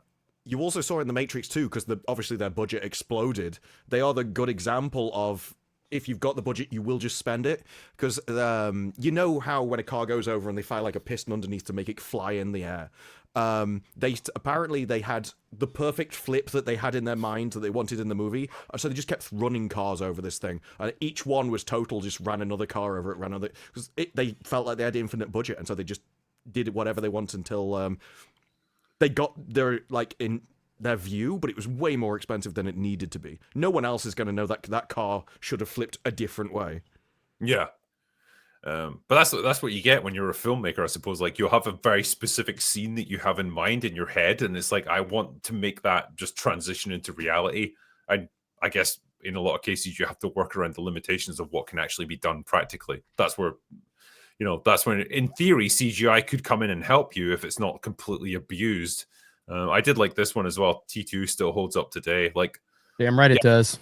The scene, the helicopter flying underneath an overpass, and like everyone was too shit scared to like film that, so Cameron himself had to do it. That's fucking cool. And when you watch it, you do have a moment of like, did they actually fly that helicopter through that space? Yes, they dangerous fucking as did. Fuck, dude. It's like, yeah, they did. I'm sure the pilot. Could you not bring up helicopters without a warning? It tends to create some problems for me. I start thinking they're above me. Not the time, helicopter. It comes to that. So, Cynthia, if you're watching this, I apologize that we triggered you. Sorry. Regarding that point, by the way, I think Danny Boyle, James Cameron, several directors at this point have said they're like most beloved and classic movies that probably couldn't make them now. Like in that sense, it's like you just can't get away with doing some of the things they got away with safety wise. You're just sort of like, well. And a lot of it goes into the performance of the actors too. When they're performing in front of a green screen and not a natural environment, the authenticity from their performances are going to be affected by that. And so it's like everything matters at this point. When everything is taken in a green screen and you don't have the environment around you, that changes everything. It changes the authenticity, the way it feels, the way it looks on screen, the way that it's portrayed from the people that are in the scene. It just... everything about it. And we are way too reliant upon CG at this point. Authenticity is what people are looking for more than ever right now, whether it's from YouTubers, whether it's from websites, whether it's from sports, whether it's from movies, whatever. They want authenticity. They don't want things to feel that it's just some fake lifeless production, and that's what we are getting more often than not. Also, you have it's similar to the writers that they had more experience, and so they could put their experiences into what they write. It's the actors as well. It's very hard to act some kind of emotion that you've never been through because you wouldn't know how to replicate it. So it's like Lord of the Rings, Christopher Lee's like that's not actually the noise that it sounds like when you stab somebody in the chest. It's like there's no one in Hollywood that's going to know that now. But when you have the wicked actors, No, you might be surprised, man. Well, yeah, maybe in London. Just go to London, ask about your. A lot of prostitutes disappear in Hollywood. That's all I'm saying, man. I think you go in a different direction with that. It's like there's plenty of people in Hollywood who know what it sounds like to stab someone in the back. But when you have people that can't even handle a helicopter, there are going to be a lot of scenes and emotions that they've never experienced or would overact or would get the wrong kind of interpretation of it. And I think especially with Zoomers, as each generation gets more and more coddles, you're going to lose that kind of authentic feeling that they could draw on their own life to put in the movie. No, 100%. Let me just do a couple of super chats before we carry on. Eric Bookison says, I got a surprise medical bill, so here's some cash and thanks for the laughs while I work overtime to pay it off. Damn, man. You should be paying us if you've got a medical bill to pay, man. Yeah. Don't worry about that. I've been considering starting my own review channel. What tips, tricks, hardware, and software do you all recommend? I don't think there's any software that's really going to tip the balance for you or anything. It's literally just, as Jeremy was saying there, be authentic. Actually care about the things that you're talking about. The most important. Oh, go ahead. I'm sorry. I thought you were. Yeah. Pick movies, pick video games, pick books, whatever the thing might be that you are passionate about, and then talk about them. What works, what doesn't, whatever. As long as you're not just being a generic channel that just talks about everything that's chasing the algorithm. That's all people want, really. People who are actually passionate about the source. Yep. No, learn how to use OBS. And get as good of audio as you can, because that's more important than camera. Get good audio. If you can only afford a USB mic, that's fine. Get a Blue Yeti, $150. USB plugs into anything. And then upgrade when you can to get an XLR mic. But audio is more important than video, 100%. Yes. If you're a dude, nobody gives a shit what you look like. If you're a chick, then the camera matters. But if you're a dude, nobody cares. It matters about the audio. More people are listening than anything, when they're on walks or runs or whatever. So audio, OBS, and talk about what you know. That's it. As for editing as well, begin with something free like DaVinci and then maybe move up to Final Cut Pro or Adobe Premiere Pro when you have the money. Yeah, I would DaVinci is more than enough. It's used by film studios to color grade and everything. It's as professional software as anything else. And the one thing you should is rewatch, leave it a few days or a week until you've forgotten what you've done. Rewatch your own video, and if something annoys you, change it. Improve a little bit. There's been lots of research that very tempting to make a perfect first video. It'll be ass. Everybody's first video is ass. Just make a video, post it, and then improve bit by bit. You're far better off making 100 videos than really trying to make one perfect before you post it. Just start and then keep repeating and improve bit by bit. Yeah, and my videos are still shit, and I've been doing this for 7 years. So, I mean, there's hope for you. So... And be open to constructive criticism in the comments section, especially when you're starting off. People will tell you your audio is too low or that your video editing isn't up to scratch. Don't take it personally. Take it on the chin and just try and improve. Correct, because most comments aren't going to be nice. Eventually. YouTube is a brutal world. Learning to filter useful comments from just pure insults is definitely a skill to learn. Yeah. Hey, Drinker and MauLer, I recommend the Talos Principle 2. It's a philosophical puzzle game that has beautiful visuals and intelligent writing. Highly recommend for any Star Trek fans. Well, I've heard it's quite the Trek fan. Yeah. Hey, you made me one. I am now. Hey, I've done something good with my life. Seeing all those movies, I count. I count as a Star Trek fan. Yeah. Once they make enough Nintendo movies, they should make a Mario Kart movie, like Fast and the Furious, but with the Nintendo characters. Fuck yeah, I'd watch that. Hell this yeah. will be their Avengers. That's $1 billion movie right there. we kind of joke, but it probably would be huge if they, Yeah. It would like if you took this seriously, you'd be like, I could just make it fucking fun, whatever the hell. You know, it's like they'd make all their money back. That's the thing with this stupid IP. It's gonna make shit done. By the way, that stupid Bob Hoskins movie set us back like 2 generations. They would have found out there and then that they could have made a shit ton of money if that movie were really fuck it. If they made an animated film, then it probably would have done way better. You know the story behind that, right? When Bob Hoskins was like working on that film, I think it was Samantha Mathis that was like co-starring with him, and he was just moping around between takes because like he knew what a shit show this film was, and he just said to her at one point, "You know, I'm a classically trained actor, right?" Hey man, you got paid, right? He got his payday, yeah. And that's the thing. If that movie were great, it probably would have kicked off a major like game adaptation movie fucking sector that maybe would have gotten some good shit. You know, I don't know. Because you know, Mortal Kombat got a bit of traction, and so that kind of moved things forward. But it's like everything that accomplished, like Mario Brothers, like pushed it back by like a factor of 2. So I don't care. I still like the Jean-Claude Van Damme Street Fighter movie. I fucking love it. I do love too. it. And then the game that's based on the movie that's based on the game. You can't make this shit up. Like there's a Street Fighter game called Street Fighter the Game the Movie. That's based on the movie that's based on the game, and it's fucking awesome. It's like I'll never get over fucking what's his name? The actor that played M. Bison. Raul Julia? Raul Julia, just absolutely going it like it was a Shakespearean play. Like that dude gave it 110%, and I love it. In like 10 years from now, go ahead, MauLer. I was just gonna say quick that in like 10 years from now, when people complain about the video games have been come for and be destroyed, it's gonna be like, dude, this goes back so much further than you know. Oh yeah. Oh yes. Oh yes. I can show you how deep the rabbit hole goes. What's this one here? Are you looking forward to Stargate coming back? A lot of people from the original are involved, but will Amazon ruin it? Yeah, I mean, I'm excited to see the Stargate universe come back again because I was a big fan of Stargate SG-1 back in the day, and I tolerated Atlantis as well.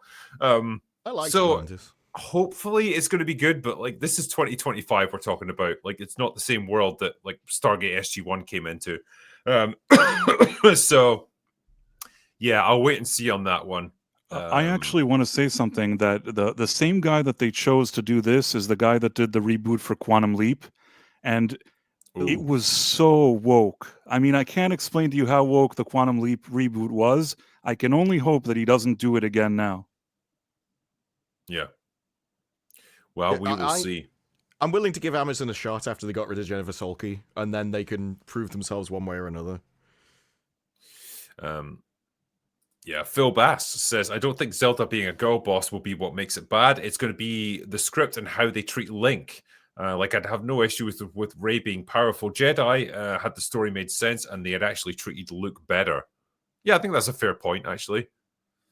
You can, for sure, like, tweak the sort of power dynamic of the characters as long as the script is good and it still treats Link with respect as the protagonist. I don't know if they'll do it. We can only hope. What's the next one? Yeah. Ariana tried to shoo away the helicopter like it was a fly. How retarded. I love the idea that like the pilot is like watching from like 1,000 feet up. Like, oh shit, Ariana Grande looks pissed. Better get out of here. Yeah, currently I'm at Cocoa Beach walking through the sand collecting seashells. It's my first time ever at the beach and I'm really enjoying it. Love meeting Ryan for the first time at Universal the other night and seeing Jay again. That's awesome. Hey, oh, Mikey. And Cocoa Beach is beautiful. So I'm glad that's the first time you've been there. It's Cocoa Beach is awesome. It is a nice place. I've been there Go once. to the Ron John surf shop there. It's one of the biggest in the country. It's awesome. I spent most of the time at like a beachfront cocktail bar, and it was quite nice because it was on a pier, like that went right out to the ocean. You at a bar? Really? Who would have thought? Who would have thought it? First time I met you, you were in a bar. It's the first time I met you at Universal. You were at a bar. That's my favorite thing about the Brits. We go on holiday all around the world and just sit in a bar there. Like we could do it at home, but it's all we do. Usually with an England top on. Anyway, like, let me move on here. Yeah, you guys, are you fans of the Snyderverse? Because damn, man, there's rumors swirling around that Warner Brothers, with it being up for sale, it could potentially get bought over. It looks like either Netflix or the Saudis are looking to invest in it and buy this thing over. If it's Netflix, the rumor is that because they're on good terms with Zack Snyder, they want to bring back the Snyderverse. I think that sounds like complete nonsense, but man, it would be the funniest thing ever if it actually happened. It would be very funny, yeah. I'd be on board. Well, Yeah. For the chaos. I'd like to say that Zack Snyder is not affiliated with Geeks and Gamers. So I want to straighten that out. He doesn't real stand quick. up for So he's- hate, Jeremy. He doesn't stand for hate. He certainly wouldn't like me wearing this shirt right now. But after watching James Gunn's Superman, I'm willing to turn to a man that I don't fully understand. Bring back the Snyderverse, baby. After James Gunn's dog shit, I am all for it. Bring it back. I'm not a fan of the Snyder movies. I never have been. But once you reach the depths of hell, which is Superman 2025, you find out it wasn't that bad. It wasn't that bad. So restore the Snyderverse immediately. I don't think it's going to happen, but I'm all for it. I have a controversial thought about this. I think that Zack Snyder, if you give him a good screenplay that he didn't write, and you bring a producer that keeps him from doing a lot of slow motion shots and weird things like that, and just tell him, here's your screenplay, direct this movie now, I think he can do a decent job. So what is the newest example of that you can think of? Watchmen. It's not very new. Yeah. No, I but mean, like he- Bryce That is said- 100% a good example, though, because it's like, okay, like someone else's script, someone else keeping him under control to like stop all the Zack Snyderisms getting too out of control with it. You get a pretty damn good comic book adaptation right there. Well, are we going to address the incredible irony here that another example might be Dawn of the Dead, written by James Gunn? That's a good movie. But listen, I don't mind Dawn of the Dead. No. dude, Yeah. he had Nolan as his producer on Man of Steel. Okay, it didn't work. It's So Yeah. I listen. Zack Snyder, I like Dawn of the Dead. I like Watchmen. That's it. right. I appreciate 300 for what it is, but I didn't see 300 when it came out. So I saw 300 like years after it came out, and I felt like I was just watching something on a green screen the whole time. I just did not feel immersed in that world at all. Like it just felt too like It was super stylized. yeah. But I appreciate what 300 did for like VX and everything at the time, because I know it was a game changer at the time. I like the first 45 minutes of Man of Steel, and then the rest of the movie happens. I think Zack Snyder sucks as a director, generally speaking. I just do. I watched Rebel Moon for about 45 minutes, and I don't want to repeat what I wanted to do, but Jeremy, I feel like it's bad. all the best things said about Zack Snyder by people who just have to ignore that the latest fully controlled, super high budget, written and directed projects by him were all incredibly awful. Like Awful. Yeah. bottom of What- the barrel awful films. What was that I zombie just- thing on Netflix that he had? Army of the Oh, Dead. yeah. Army of Yeah. the Dead. Yeah. I was looking forward to that because of Dawn of the Dead, and it was fucking terrible. Yep. Well, he Yeah. has some of the worst sensibilities as a filmmaker, and like with Army of the Dead and Rebel Moon parts 1 and 2, including the extended editions, not only is he the director, the writer, but he's also the cinematographer. Yes. And he goes full Snyder when he has full control of these projects. So I do agree. Like if he was merely directing a new Snyderverse, somebody else was writing it, somebody else was a cinematographer, and you had like a producer or an executive producer that had like control over Snyder's decision making, then I think at least it would be better than James Gunn's DC universe. This Can is you the keep weird thing that we like, find restarting ourselves the in. universe though. Like Wow. the audience, like there's one Superman now. We're going to swap to another one. Then there's going to be another one. Wouldn't it just be better to have him continue James Gunn's universe if he's going to take it back over? I mean, at this point, mate, it's been Hello, stalled hello. out and restarted more times than a fucking Ford Escort. I mean, it's just like I don't think anyone had the I problem. don't know with what you can casting do with of the Superman. DCU. I am And so it curious. might be- Oh, go ahead, I'm sorry. It might be throwing the baby out with the bathwater. If people like getting actors in Superman that people actually liked and only having a problem with the story was kind of a feat in itself. And so if you can utilize those actors and maintain it rather than just being like, oh, here's another, because I felt like the way with Spider-Man, like we went through 3 Spider-Man really quickly. You know what it feels like with Zack Snyder, right? I feel like the choices we have between him and James Gunn are like, with Snyder, it's like a bit of a retard who believes 100% in what he's doing. Like he's fully committed to making the best possible movie that he can. It's just he's an idiot. Whereas with James Gunn, like with Superman, you got like a relatively talented filmmaker who can produce good stuff, who absolutely phoned it in and just gave you the most generic superhero cape shit slop imaginable. And it's like, well, when you get to those two extremes, which one are you going to pick? Because neither one is good necessarily. Agreed. I don't know which one's better. I am curious, like, what? Yeah, that's what I was going to ask everybody. Like, do you prefer Snyder's Man of Steel or Gunn's Superman? I hate to say this. I hate to say it. I can't believe I'm being forced into this. I'm being forced to pick between chlamydia or syphilis here.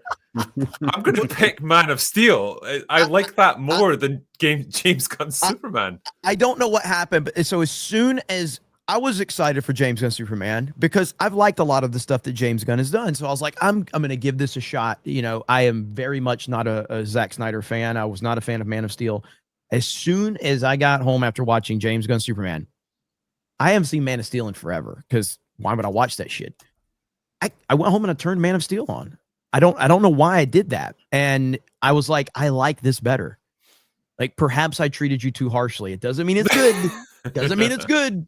But I just, James Gunn's Superman pissed me off so much. Give me the quest for peace over that dog shit. I hate that movie. And I hate the fan reaction to that movie as well. I can't stand it. So that's where I'm at on it. I'm gonna put a poll up actually in the chat, and I'm gonna see what chat reckons about this. That's a good one. That'll be a good one. Right. Man of Steel or James Gunn's Superman by James Gunn. Without Pa Kent's death, I think that I would have liked Man of Steel a little more. Pa Kent's death really takes me out of the movie, because it's I agree. Unacceptable that he would let his father die like that. I agree. I'm not even sure if I hate that more or I hate Pa Kent telling him he maybe should have let kids drown. That's bad too. Jesus Pa Kent's death undermines his death in the comics, because he dies of something Superman can't save him from, which is a heart attack. Whereas in the film, it's a scenario where he could have saved him, like, very easily. Right. Not even could have, would have. Yeah. Mm-hmm. Oh shit, this is wild. Whoa. It's like 92% that is in favor of Man of Steel. Crazy. It's right, though. That's the correct answer, but holy crap. Wow. 700 votes.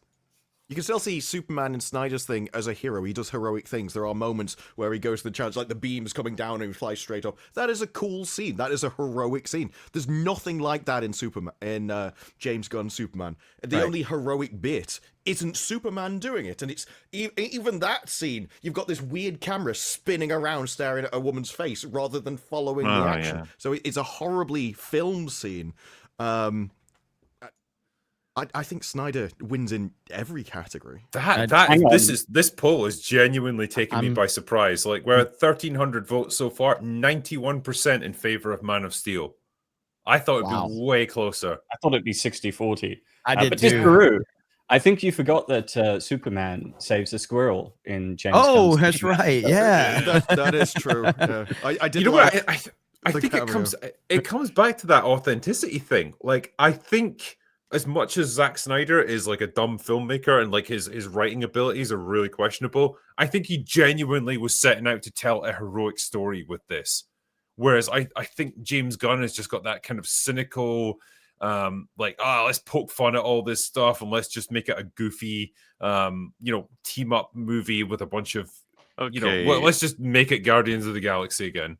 Zack Snyder's incredibly fucking cynical about superheroes. Have you not seen his comments about how they're all gonna kill, they'll all cheat on their taxes? It's just but I think he 100% is bought into that emotionally, like that philosophy about the superheroes, and maybe that's what people recognize. Like, I don't agree with it 100%. I don't agree with it. I just wonder if that's what they recognize in him as a creative. It's like, well, even if he's an idiot, he's still bought into his idiotic creative vision versus James Gunn, who's just like doing it for a bit of fun. Like, it doesn't really give a shit. It's because to play with that idea, they still have to be a hero. It's still an interesting idea. Would somebody who's got ultimate power on Earth just rule everybody? And like playing with that, but to actually set up that even the good guys would cheat on some things, even they would break their own rules. You have to set them up as the perfect guy. You still have to set up the rules and everything. And so you get the hero just naturally, except he's got a flaw. Whereas James Gunn, what he really wants to make is Peacemaker. That's him unleashed with absolutely no controls. That's his perfect superhero show. I'm totally with you. You're right. Those challenges, right? Like, would a superhero cheat? Would they use their ultimate control to do like maybe some evil things, whatever? It's like using Batman and Superman to explore that is like, oh fuck, dude, you chose two of the worst ones. Well, yeah. But this is you critiquing his choice of characters in the DC and not like the idea of it, where I think the idea of James Gunn's movie is just awful. I think James Gunn doesn't even reach that kind of level. I see it like Russell T. Davis and Moffat.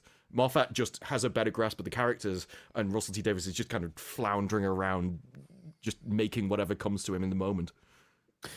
I am a drinker. I'm curious if you want to do a poll for Man of Steel versus Superman the movie, which would be the GOAT Superman movie. I'm curious what the audience would say. The Richard Donner one? You're damn right. Oh, yeah. come on. That's like, I know that 100% in favor of it the better be. It better be, but it would be interesting because I did not see Man of Steel winning that one 90-10. I didn't see that. The more interesting would correct be answer on that one.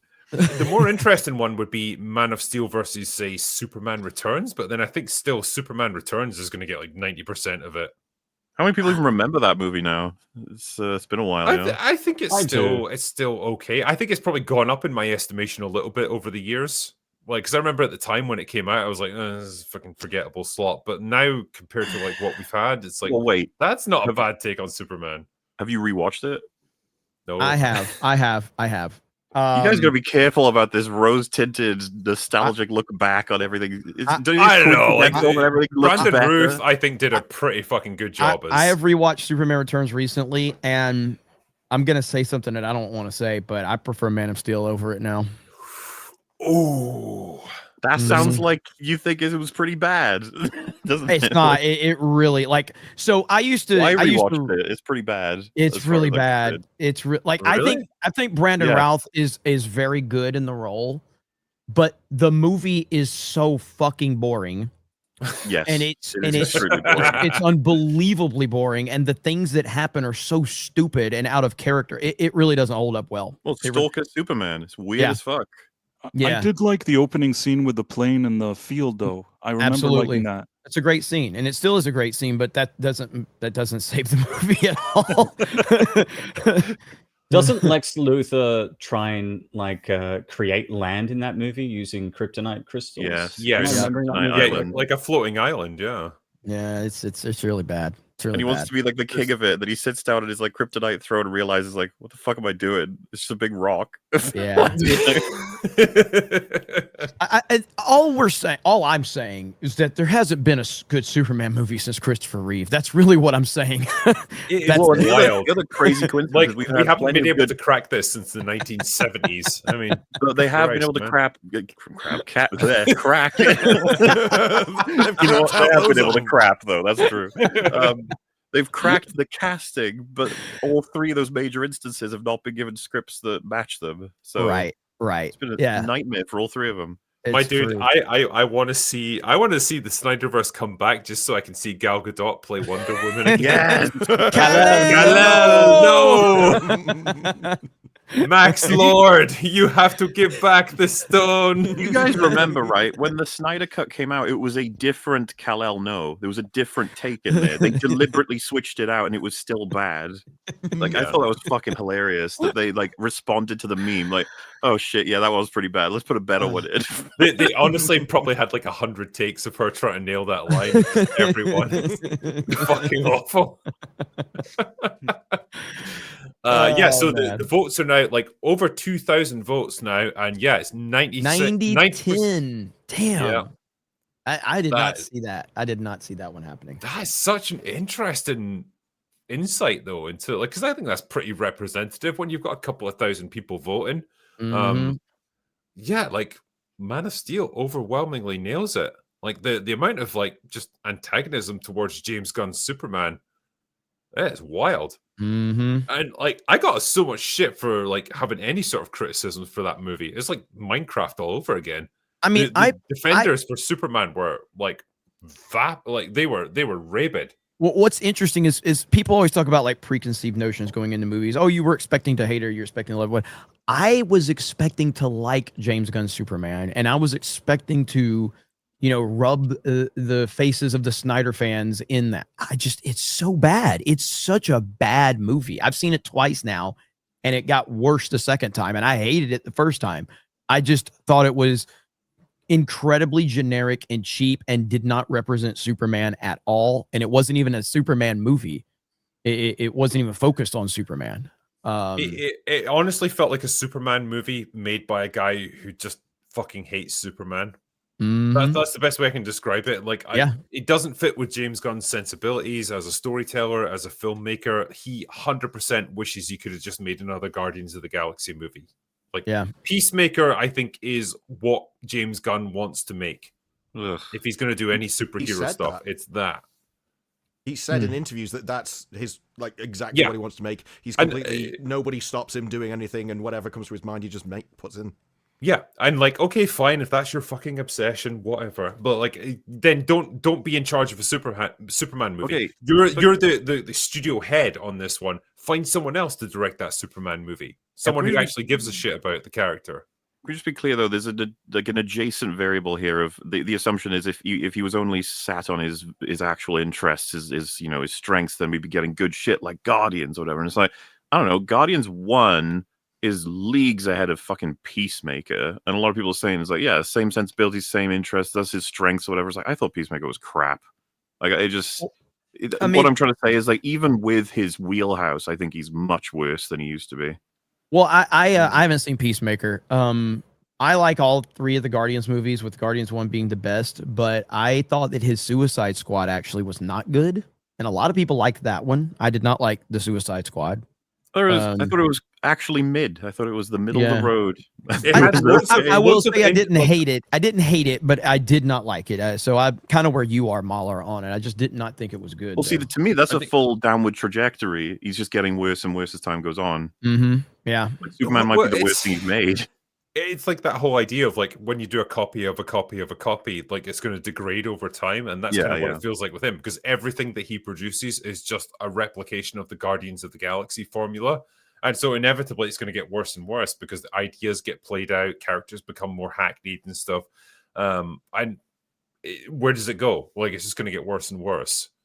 That's kind of what we've got with James Gunn. It's like his sensibilities as a creative and a filmmaker kind of peaked in like 2016, and he just doesn't know where to go from there.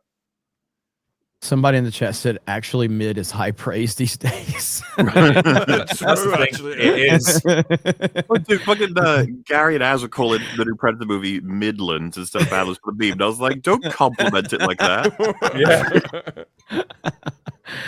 Oh man. But yeah, it's fucking.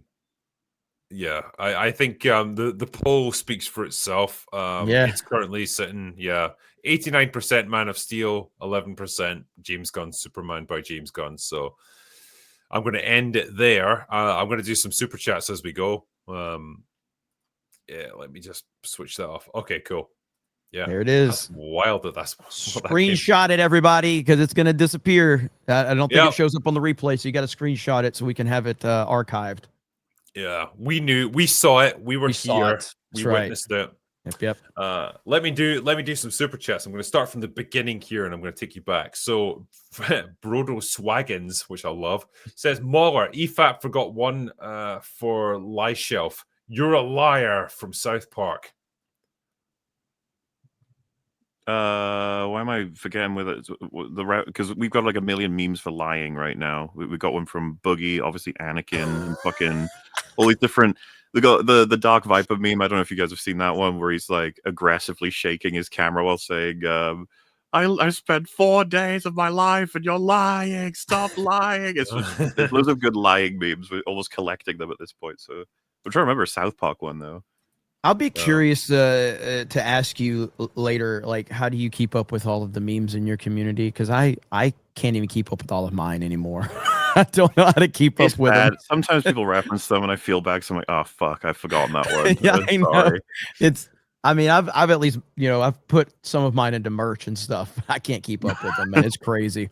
You just have to do the Cobra Cast streams, like where you just directly interact with your audience. It's like, okay, they'll direct the flow of the conversation. It's fine. I had one person miss one stream. They're like, "What is this meme? What is that meme?" Like, it's what happens when you miss one stream, man. There's like 5 new memes born. So it's a rapidly evolving meme sphere. Melvin Deeply says, "Price of Reason. Tell your Jane Seymour story." What the fuck? I'll try to make it really quick if you want it. Yeah, I want it. So about 17, 18 years ago, I worked for a company and they did corporate events, and Jane Seymour was a special guest. And they didn't want her to leave without security escorting her out of this building into her vehicle or whatever it was. But she didn't tell anybody, and she just started walking and left. And then the owner of the company saw me, and I was relatively new at the company, but he knew who I was, and he just said, "You can't let Jane Seymour go walk by herself. You have to do something." So I go and I start running after Jane Seymour, and she was already at a distance from me. And I somehow, by the time I got to her, I'm sort of out of breath and, full of adrenaline. And I'm like, Jane, like, you can't walk by yourself. You have to walk with me. I have to accompany you and all this stuff. And she got really annoyed, and she looked at me. She was kind of startled, and she just says, like, "You don't have to follow me, and you don't have to accompany me anywhere. I can go by myself." And like, she like barked at me. So I didn't know what to do, and I kind of just froze. And she turned around and just walked without me. So I kind of tiptoed behind her and then saw that she got out of the building and got into a car. And I kind of failed at my mission, whatever I was supposed to do.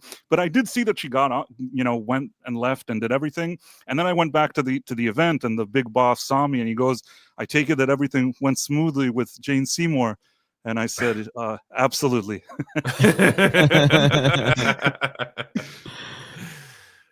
Man, I mean, because she was a Bond girl back in the day, wasn't she? She was, yeah. With Roger Moore, yeah. She was pretty hot back in the day. What the hell is she doing now? Like, when she was at that event with you, what was she there for? I don't want to get into trouble by saying a little more information, but it was an event celebrating something adjacent to Bond, and she had appeared there, but I can't say any more. How very strange. Yeah. Okay. Blankface says, on Kickstarter, I see a certain PFP for a certain long man backing Soma. You excited to receive the stuff from that campaign?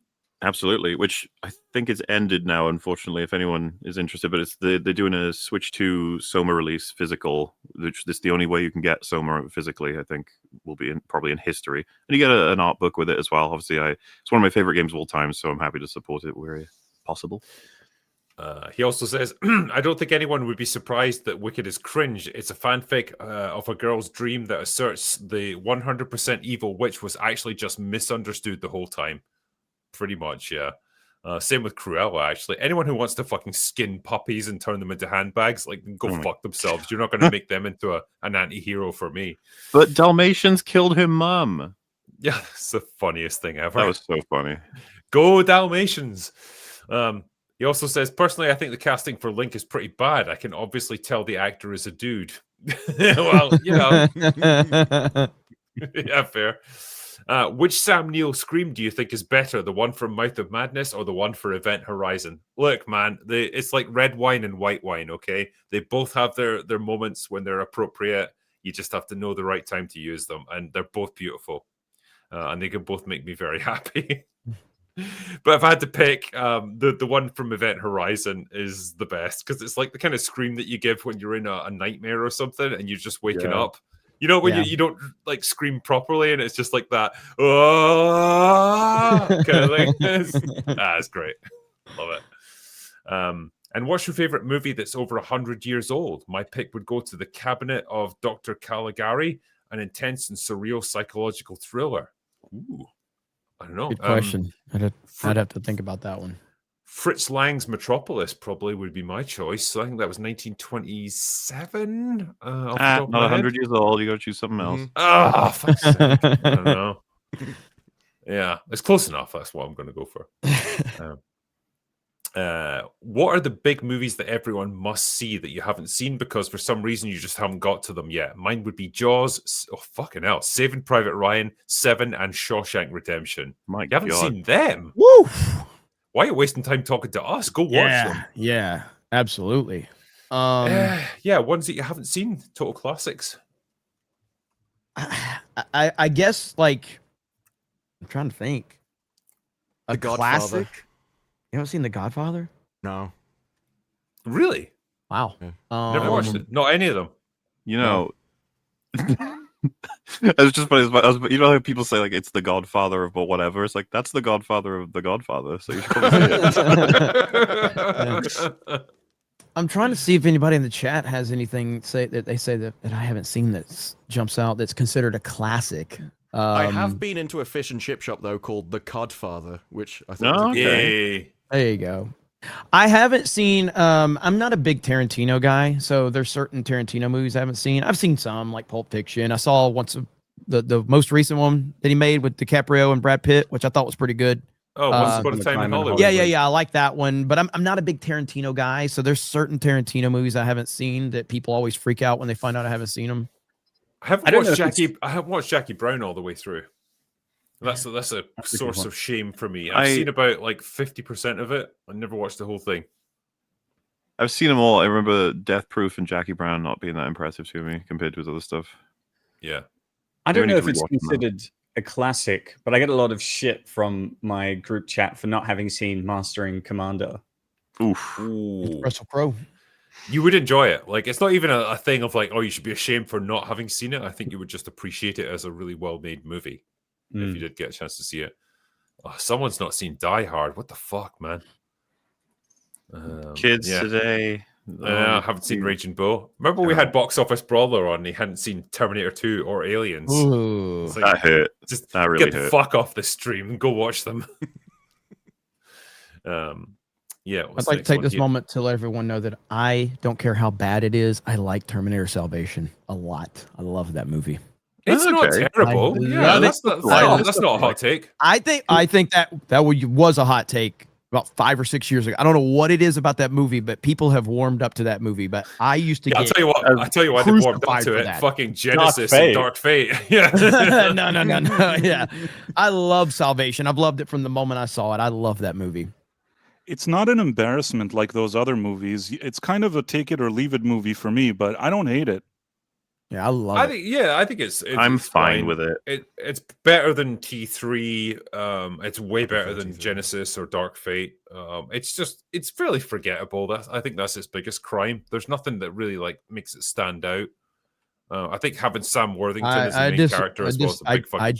I disagree. That if you've seen the director's cut, there's a lot that makes it stand out. There's a moment with Christian Bale and the cinematographer or the DP, and they.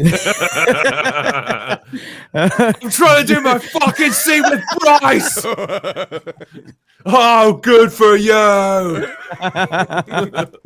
Well, I think that's an example of where the meta makes me enjoy the movie a lot more. Dude, is this the scene with the lights? Like, is this the legendary scene? Yes, it's so good.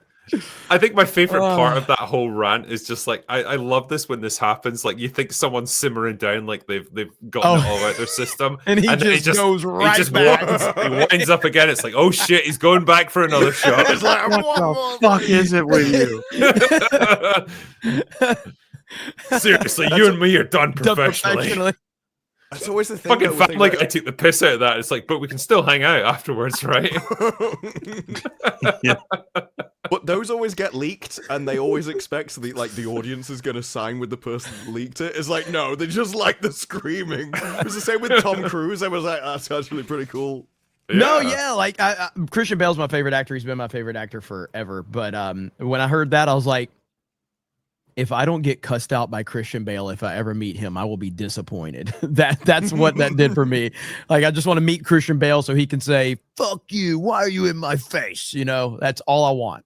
I don't want him to be nice, because if he's nice, I'm disappointed at that. Like, you're nice? That's not what I signed up for. That's what Peter Capaldi gets, because he did the thick of it, where he basically he's the whip at Parliament, and the entire show was just him insulting people and swearing. Malcolm at them. Tucker, yeah. People still come up to him and be like, "Can you swear at me, please?" And he's like, he just starts insulting them. Oi, you fetus boy! Blankface here says, "So I can loofer her to death." Yeah. Blankface says, "Penis. It's a funny word, even more funny than vagina." It probably is more funny, actually. Yeah. He also says it doesn't matter who controls the DC universe. We will never have a good Superman. Current Hollywood just cannot allow for it. I think you're probably right as You're well. probably right. You are probably right. I mean, look, Superman and Lois is pretty good, but I've heard that. I've heard it's really good. It's really good. It's really good. Yeah. The only negative about that was when people were like, "This isn't Superman," and it's like, correct, that's a Superman from a different dimension, an evil one. Yeah. MauLer, how many people have you got locked away in your editing dungeon? To my knowledge, you've captured Fringy, Das Bullshit, Goger, Yodanger, and Wolf. Am I missing any other lost souls out there? Well, they're not locked in. They come and go. But, this video, this you say that. 17.5 one, it's just me. I made this one. I didn't work with anybody on this one. So they've all been free. They can run around. They can eat grass as much as they want. Don't touch it. Eat it. LC Le Pen says, "Hail to the Grifty Bears. Have you seen GameStop's trade anything announcement? It was bad enough when it imitated Hot Topic. Now it's a pawn shop." Oh, like they've become a trade. It's an American thing. You can trade almost anything in. Well, like a toaster or something. Apparently. Yeah, so whereas you used to trade only games, now they're trading just any. I'm assuming more than just any tech. Are they just accepting anything? No, yeah. There's going to be used vibrators going in there. I can tell. It's from what I understand, it's going to be pretty crazy. I think I might go vlog to go trade in some crazy shit just to see if I can actually pull it off. I think it'll be worth it. Yeah, do it. Like a person. Yeah. Gonna tell him. Yeah. What's this one? Film lighting. I think Kubrick did The Spy Who Loved Me sub-bays a favor. Man, that's lighting. Did Kubrick light that? I've honestly no idea. I love The Spy Who Loved Me, like that whole set and inside the tanker at the end where they have the big shootout is superb. Like, I think it's one of the biggest sound stages they ever built at Pinewood. No idea what Kubrick's involvement is in that one though. Jordan Pendragon, Mr. Drinker, please look up an image of Zelda character Tingle and tell me that Bella Ramsey wouldn't be the perfect casting for the role. Tingle? Tingle is wonderful. Does it have like a very misshapen face? Let me have a look just so I've got a reference here. That's good. That's good. Oh fuck yeah! I'm seeing it. Yeah, I get you. That's good. Look it up in chat if you got a moment. Blank face. Hi, MauLer. It's revealed before the 29th that Ubisoft has been sold. Will you try to include that in your video or rather leave it for the EFAP? That's we know the answer then. What Drigger was referencing kind of earlier. So we're getting news tomorrow, apparently, about what the earnings call was about and why they delayed it and why they stopped trading. The assumption is they've been acquired. But we don't know by who. And so we're going to find out tomorrow. And hopefully we find out tomorrow and then I can put it in the video before it goes out. But yeah, it'll be really fucking annoying if they announce all this like a day after the video goes out. It'll be lame. Like during your premiere. Yeah. Oh, no, it's not current anymore. Yeah, Hail Drinker, great to see Film Comics Explained appearing today. Hey mate, what do you call an ochre with an IQ of 180? A town. Chuck Norris uses box jellyfish venom as an aftershave. Cheers, mate. Okay, fair. What's an ochre? I don't get that. It's an Aussie. It's another term for an Aussie. Ah, right, okay. Yeah, I can't believe you haven't seen Johnny Dangerously yet, drinker. You fargan ice hole. That'll make more sense when you watch it. What can I say, man? I'm doing my best.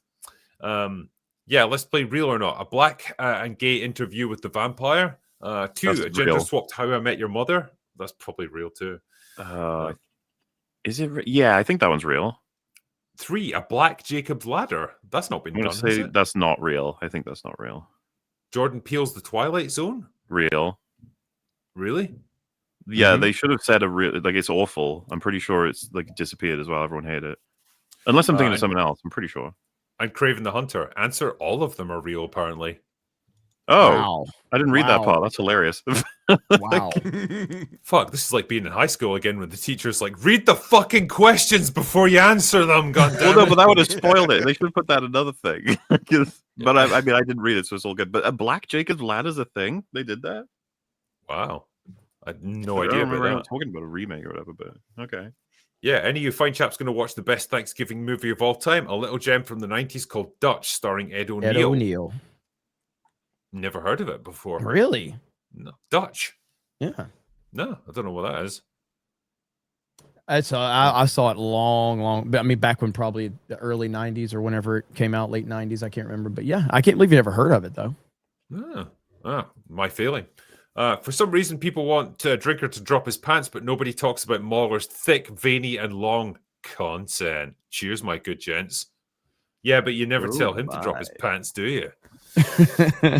Speaking of which, Drinker, take your pants off. Hillbar. Channel worth looking into is The Second Story. Hillary Lane, great educated breakdowns on why writing and storytelling is failing. Pants off to all. There you go. Take a look at that then. And take your pants off right now. More quote, well, excuse me, Drinker. I do say that a lot. Yeah. Jay Smart, after hearing how much Brie likes Nintendo, it kind of puts everything into place. Like, oh, she's got that brand of girltism, which explains a lot. I always reference her YouTube video where it's like, what's your favorite game, Brie? And she goes, I play Nintendo.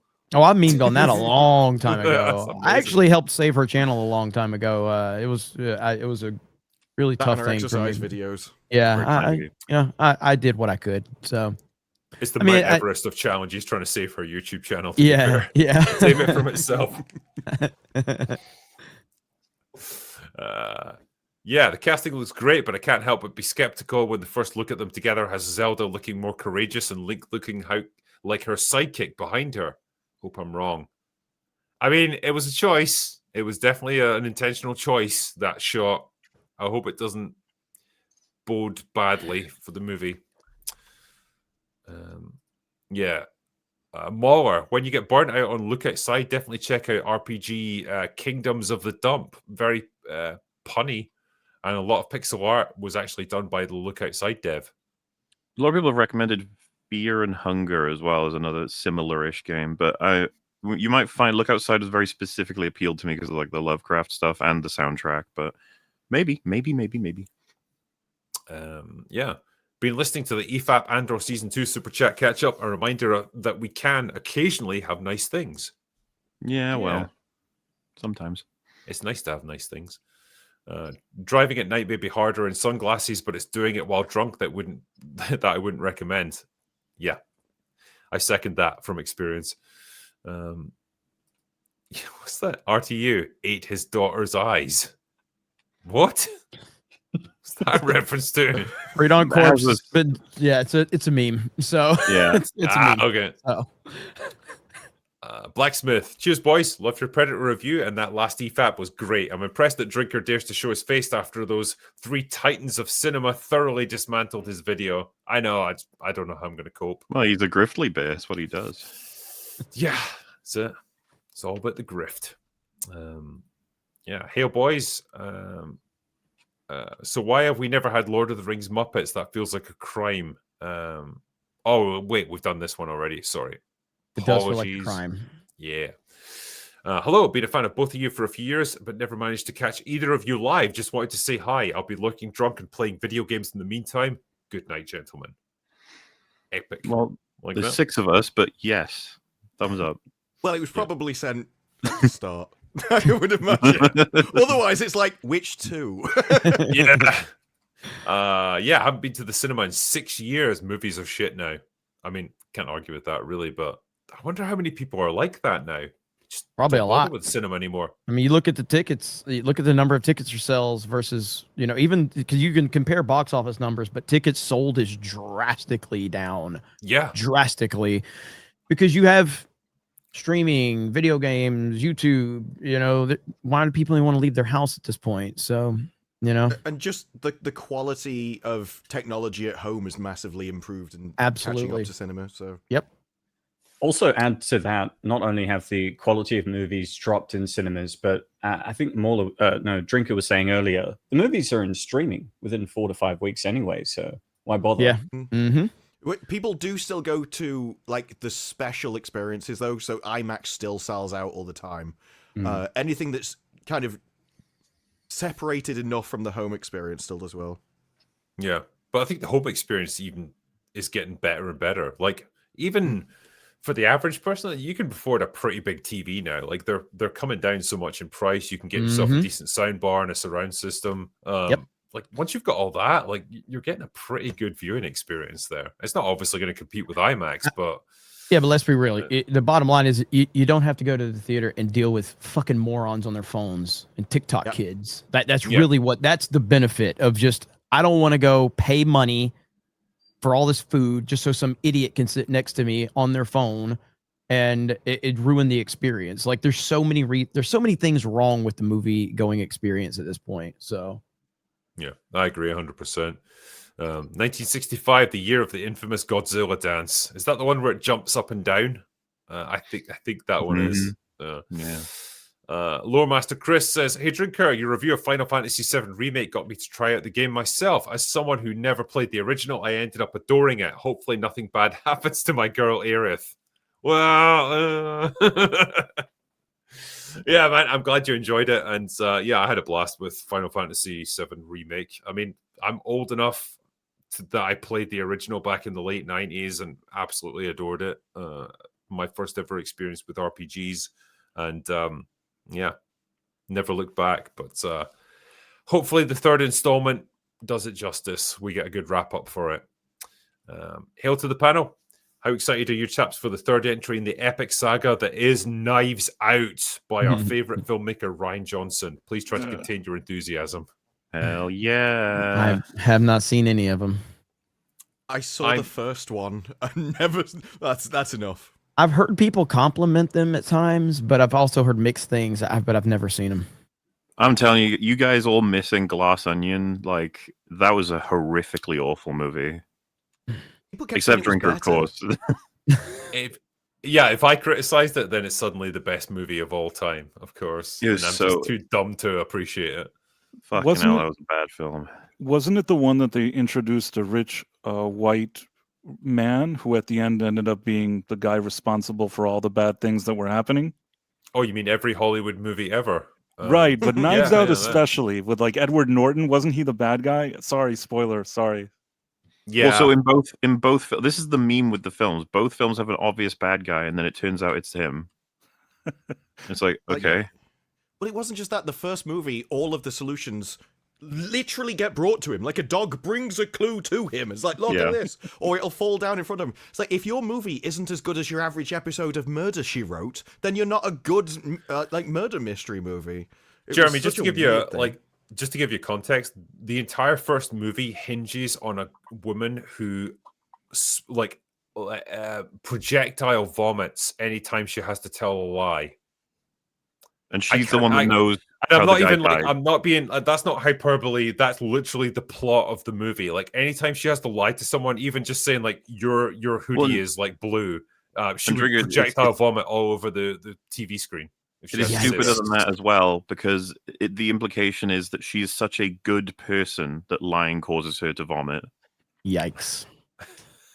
And she's a Mexican immigrant, wouldn't you know? Well, and she gets everything. Who would have predicted it? She gets the full fortune at the end of the film. Yeah. She gets the house and everything. Yeah, officially the gayest open bar ever. Well, we've got Jeremy here, so yeah, representing. Brie Larson in remake of Bigfoot. Fuck. Jesus. Wow, so much gay representation in the bar tonight. You've got a lesbian and a homosexual man. Has anyone seen Michael Rosenbaum and Alison Mack podcast this week? No, I don't know what that is. I saw there was a clip because it's all the Nixium shit, right? That she ran the cult with that guy and she went to jail for it for like a year. She's the big star in Smallville. People will know her from. Yeah. But I've been meaning to check it out because I imagine that's going to be pretty interesting. I've seen a clip where she talks about, how insane it all was. And it's just like, yeah. She was doing it though. Like, yeah, well, yeah. This is what I mean. I feel kind of 50-50 on it. I'm just like, you were kind of a monster, but you got out. Now that it's like retrospective, she's like a helpless victim in all of this, of course. I mean, it's she got a way lesser sentence because she would have rolled on the main dude, right? And it's and all this sort of stuff. And it's like, I don't know. I think you got off pretty fucking easy considering all the shit you did. Yeah, I know we have this thing of once you've done your time, it's supposed to be behind you. But when you don't get punished the amount of time that you should for the crime you committed, no. Yeah. She did some time. Yeah, hail to the Griftly Bears on the panel today, especially you, Drinker, you dingbat. Yeah, I know, fucking brutal. I'm never gonna emotionally recover from this. Let's see what other member chaps we've got here. Yeah, Trickster King, new member there. Welcome aboard, my friend. Let's see what else we got. Sorry, I'm just scrolling through. Give me a second here while I find them. Yeah, another new member, Mad About Hatter. Welcome, sir. Oh, yeah, I'll do this one. A couple of weeks ago, the panel discussed how comedy movies were making a comeback. But is this true about comedy TV shows? When was the last great comedy show? The only one that I recommend to people is Shoresy. Nayat, this is on SBS if you need a laugh. To be fair, mostly memeing at the idea of comedy being back. It's certainly not back. Even if we got, like I said, you need like 3 really great, like generation-defining comedy movies to feel like it's back. So we're nowhere near. They've been trying. We've had a couple this year. Is that just relative though? Like the idea that we have a couple of comedies that we think are okay. It's like, dude, that's pathetic compared to where we should be. It's more just the fact that they've even made them and they've gotten like a decent amount of exposure because up until this year, really, for the past like 5 or 10 years, Hollywood haven't produced any comedies. Yeah, I mean, I don't think we're anywhere near comedy being remotely close. I can't remember the last great comedy show that comes to mind. Fackham Hall, hopefully, is going to be good. Hopefully. Like the trailer made it look good.